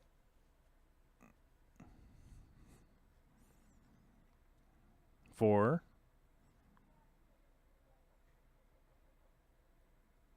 5. Oh, they're out here. 6. 7. Oh. 8. 9. Yeah, white's super weak. I'll probably be able to kill white if I have a trade, for sure. No trade. All right, we're going by the skin of the teeth, boys. Boys and girls, we're going by the skin of our teeth. We're going to try to take down white. We're going to take down white for their 4 cards. Let's see how this goes. Is green going to run into us and break all of our bonuses? We hope not. Why doesn't he just put 3 right here? Or 5 right here? Hit that 2 or this 1? I don't know. He's got to do it down here for some reason.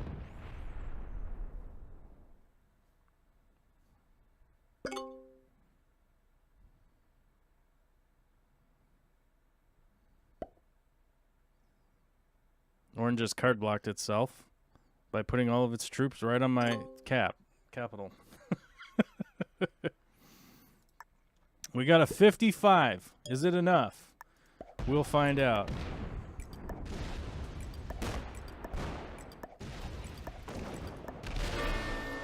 Boom! Biff the Stud goes down. Oh, Biff the Stud, I'm sorry for your loss. Let's put all of our troops here. Then we'll take our trade. Let's see, what's our trade? We got them horses. We got them dudes. We got them cannons. Let's take wait, we might want Sevastopol.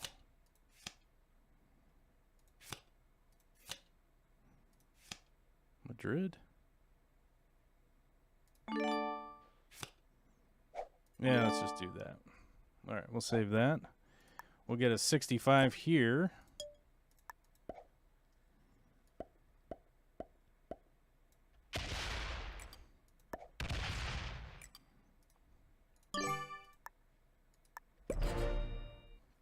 Bada boom, bada bing. We killed the white. Biff, what was it? Biff the Stud? It's a strong name. Biff the Stud. What is that, Norway? Oh, here comes Black. Black's breaking all of our bonuses. Oh, why are you breaking all of our bonus? It's going down here. Finds a 9. Okay. Now we remove Black from out here. You want it. You got it. Oh, we're coming for you. What happened to Blue? Blue. Oh, Blue's a bot. Blue's a bot, folks. I messed up making this game. What's that? I messed up making this game. I should have made it progressive instead of fixed. Fixed can get brutal, man. It gets a super stalemate. That's like the big issue I have with fixed is that. There's one blue down here. Blue's gone down here now. All right, here comes green. Here comes green. He's a berserker. Like I said, Black is back here. They're stuck behind all this orange. So we'll know when they come out. And there's a capital here. So what we're going to do is we're going to clear out All a black.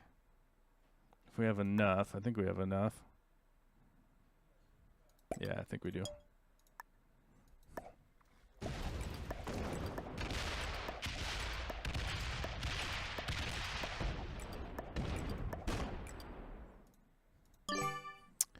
Then we'll take this 10. We'll put it right here. And green's going to smash around and do whatever green's going to do.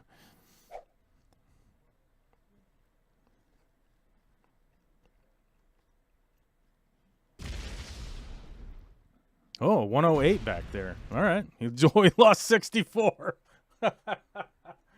Hit in the capital.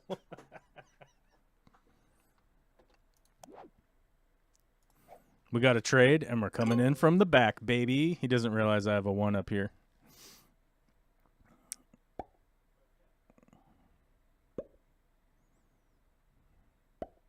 Yeah, what's this bot going to do? Bunch of dumb stuff, probably. The bot will have 3 cards, so it might be worth it to kill the bot. Let's see. Do I have a trade? Okay, it just came off of capital. I don't know if green's smart enough to know. Is green watching the stream? I doubt it. Not really known. Not really known for streaming Risk. Oh, red died. Wow. Oh, green's just being chill. All right. So our plan now, because my guess is that orange will take a card this time, because there's some black ones out here. So green took a card. Or orange took a card, sorry. So we're going to take our trade. We're going to hopefully, how many cards do I have? 1. So we'll run it over here. See if we can't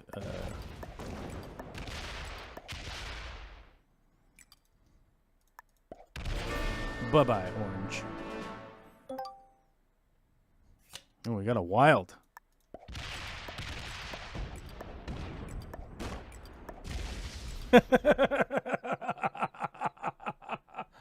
OMG, my guy.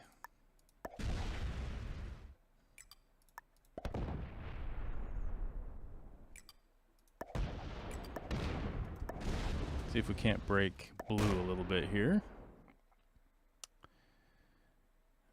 And attack.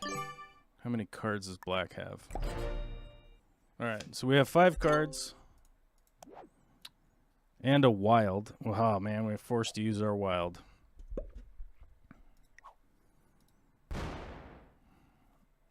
Black's coming out. Just doing whatever they're doing.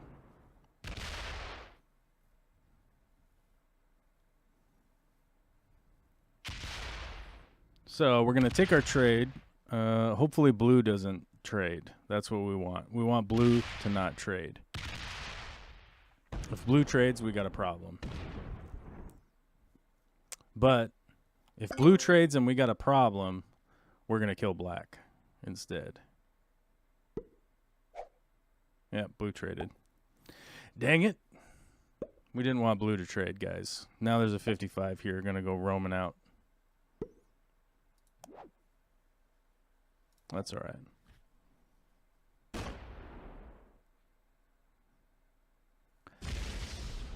Then always the question is where does the bot go?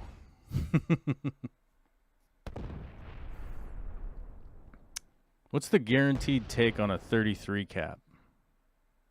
I wonder if anybody can look that up.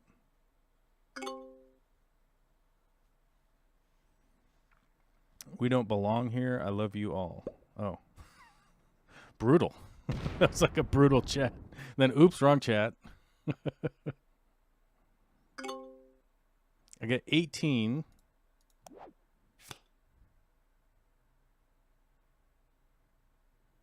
Plus 57. Is that enough to kill black? Hopefully. We'll see.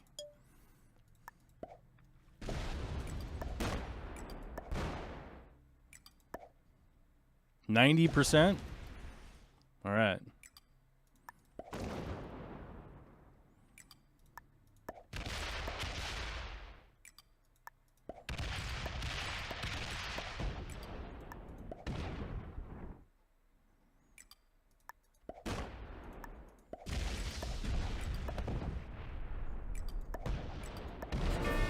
Bye-bye.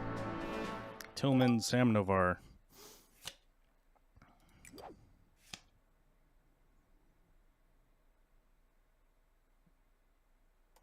So then we got to trade again right after this. So we'll put our 61 here. End our attack phase. And we'll buff this capital here.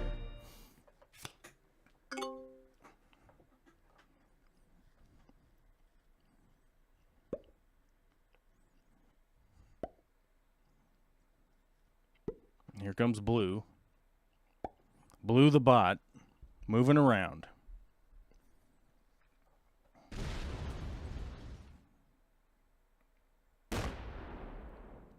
Yeah, the big issue I had there with taking black was this split down here. Like, I came out and I don't know, for whatever reason, I only put 10. I probably should have just taken the whole thing and come up and taken them out. But my thought was, if something happens on this capital, I wanted something back on this capital. If I was unable to take this one, I would have something there so that if black got a trade and came through, at least it would harm them, you know? Here comes green. Green going big. Checking out my capital. Seeing what's going on. They put a 26 back down there for some reason. How much was green getting? 11. They're still only getting 11 a turn.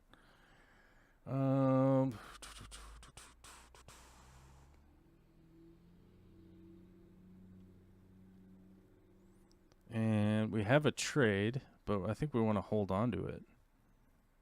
So, and we don't want to really do much damage to the bot. Our capital's closed off. So, what we'll do is do that.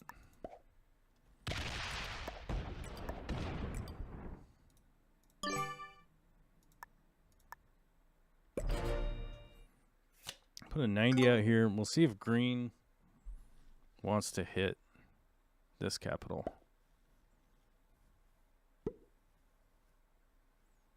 Because my thought is that blue is going to come in here.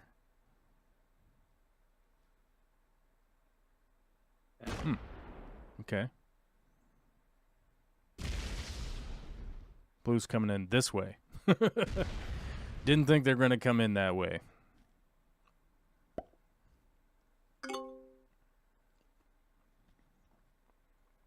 So let's see how many. Let's calculate how many troops blue has. Is green about to ruin their game?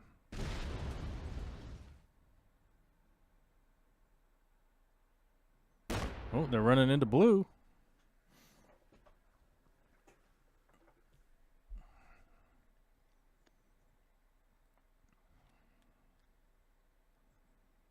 They took that capital. Okay. All right. So, what we want to do is block that off. Take our trade. See what green is up to down here. So we definitely want to smash up green as much as we can.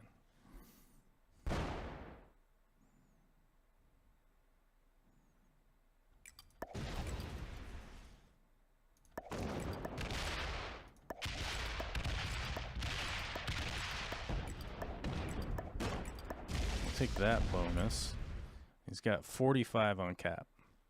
3 cards. Potentially could do some damage. Let's put this right here. Let's see what happens with that.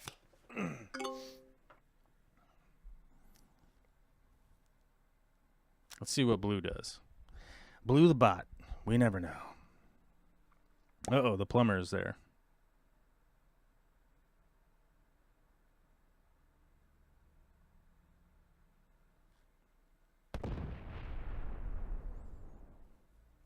Yeah, I mean, realistically, like Nabokov fan was saying, that like Russia is such a stronghold because it's a 1-point hold for everything on this side of the map, And black should have been focusing on taking out everything over here. Because I don't know why they put their capital down here. This is like a totally not a great spot to put your capital. I would not recommend this as a spot for your capital. They're going to try and kill blue. They're going to lose 30 here. Yep. Then they got a 40 to hit. They're going to come up short. You better stop. I'm coming up. Can they get there? Oh, they must have come off this cap up here. If they're going to kill blue.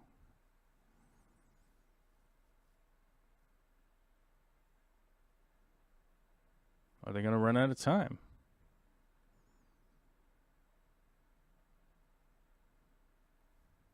They've run out. They've run out of troops. I don't have a trade, but I do have 45 troops coming in. Oops. Double click.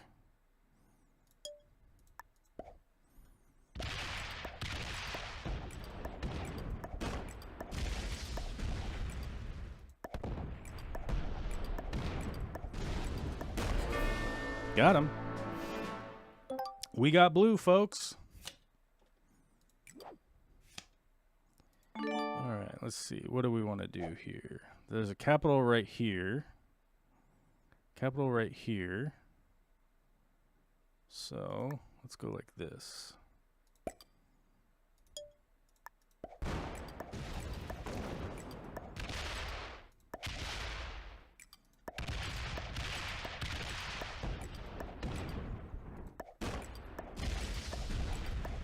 Let's go like that. Then take this, put it back here. All right. So, with any luck, they take that, and they're unable to hit that 55. Oh, my God.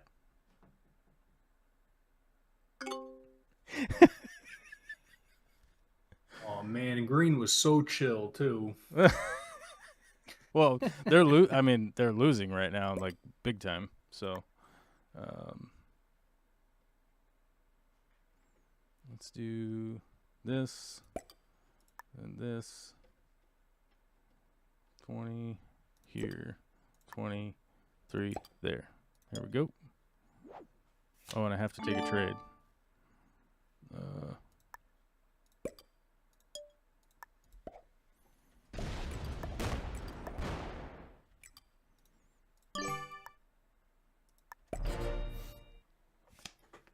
They stuck.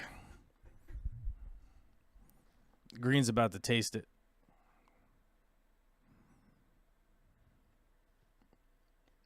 Did they quit?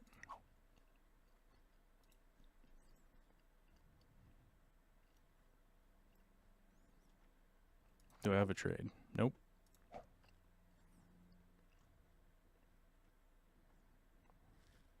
Green is stuck-a-rooney up in this. See, the thing is like they came up and took this Oslo cap because it was a 1, right? And that's just not going to. That capital isn't going to do anything for this game. I like how this map is out here. Like this capital, Madrid, useless. Same with this capital over here or in Arabia.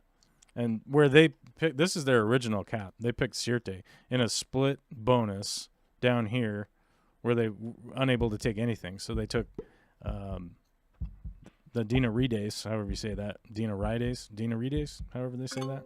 They took this bonus and then just kept stacking out the whole game. But it just, like, maybe that was their best capital, like, choice at the beginning.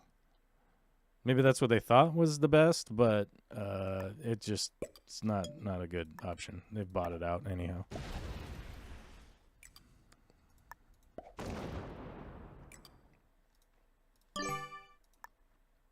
Oh, let's go like this. Because of the minor uncertainty of hitting that cap and then maybe coming back, I'm just going to let one turn go by here. The 77 will hit the 15. I'll mop it up.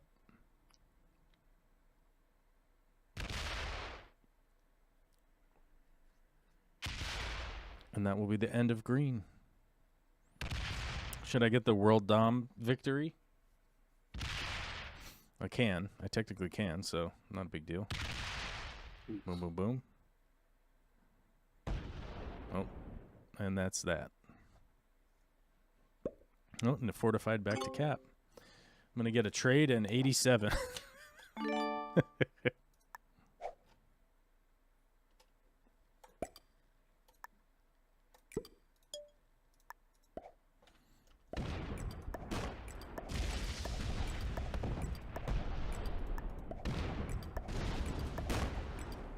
I'm going to lose to white. And there you go. That's that. And that's how you defeat the enemies. Last night's game was I played 2 games last night, and I actually got targeted, and I'm pretty sure some people were cheating, so collaborating together. But that's what happens sometimes. Let's see. We got 2 novices, 1 beginner, and 2 intermediates, and they didn't stand a chance. They just didn't stand a chance. So last night, after last night's debacle, I was all the way down to 169. So now we're up to 150 on the world rank. And I hit the same button again. I wanted to scroll down. What's my win-loss ratio now? So Nabokov fan was asking, or was talking a little bit about the dice rolls. As you can see, I play balanced blitz mostly all the time. I've played a handful of true random games, but you can see my dice roll statistics at 16%. Fastest win, 2 minutes, 11 seconds. Crushed them. Slowest win, 3 hours and 40 minutes. This was by far the longest game I've ever played. It was a weekend, and yeah, it was a weekend day where I was playing, and I don't ever want to do that ever again. Half an hour to an hour is enough. Cards earned 11,000. Cards traded 9,900. My win loss. Let's see. What's my KD ratio? We can check this with a calculator real quick. 373,703. 356. 959. So my KD ratio is 1.04. So not the best, not the worst. It's in the positive, so that's good. And 120 wins to 220 losses. Like I said, I had those 2 losses last night that were just malarkey, and I was legit a little frustrated at it because there was some collaborating, in my opinion, and it was ridiculous. But either way, that's that. And we may have lost everyone. Everyone from the stream may have left. Who knows? They probably all did. They have a tendency to leave when I play Risk. Steve, how'd your Risk game go? Well, I haven't lost just yet, but it's coming. Death is on the horizon. Yep. Well, but I'll fight till the bitter end. That's right. You never know what's gonna happen. Like you can get a lucky trade. Somebody gets distracted because they're mad at somebody else. You know, never really know what can happen. So I highly recommend people to not just log out and quit, because the bot is just easy to kill. So oftentimes, like, other people will bot out, and it's like, oh, that gives you a chance to stay in it. So definitely recommend people to stay in their game if they're playing it. Although, as I highlighted just a minute ago, if you have a 3 hour and 40-minute game, you might be inclined to just leave because that's way too long. And that has happened to me before, because I was like, dude, we're 2 hours into this and nobody's doing anything. So what are we doing now? Okay, I guess I'll just stop because this has gone on for way too long. Alyssa is doing her water changes, and I'm going to go hang out with my daughter. We got no super chats today, no new memberships today. I never did the commercial, guys. I forgot to do the commercial. Become a YouTube member or whatever. Yeah, no one cares. No one cares. But thanks for Steve for calling in. I'm sad you're going to lose your game. But it's all right. The funny thing is like there's a bit of a learning curve. A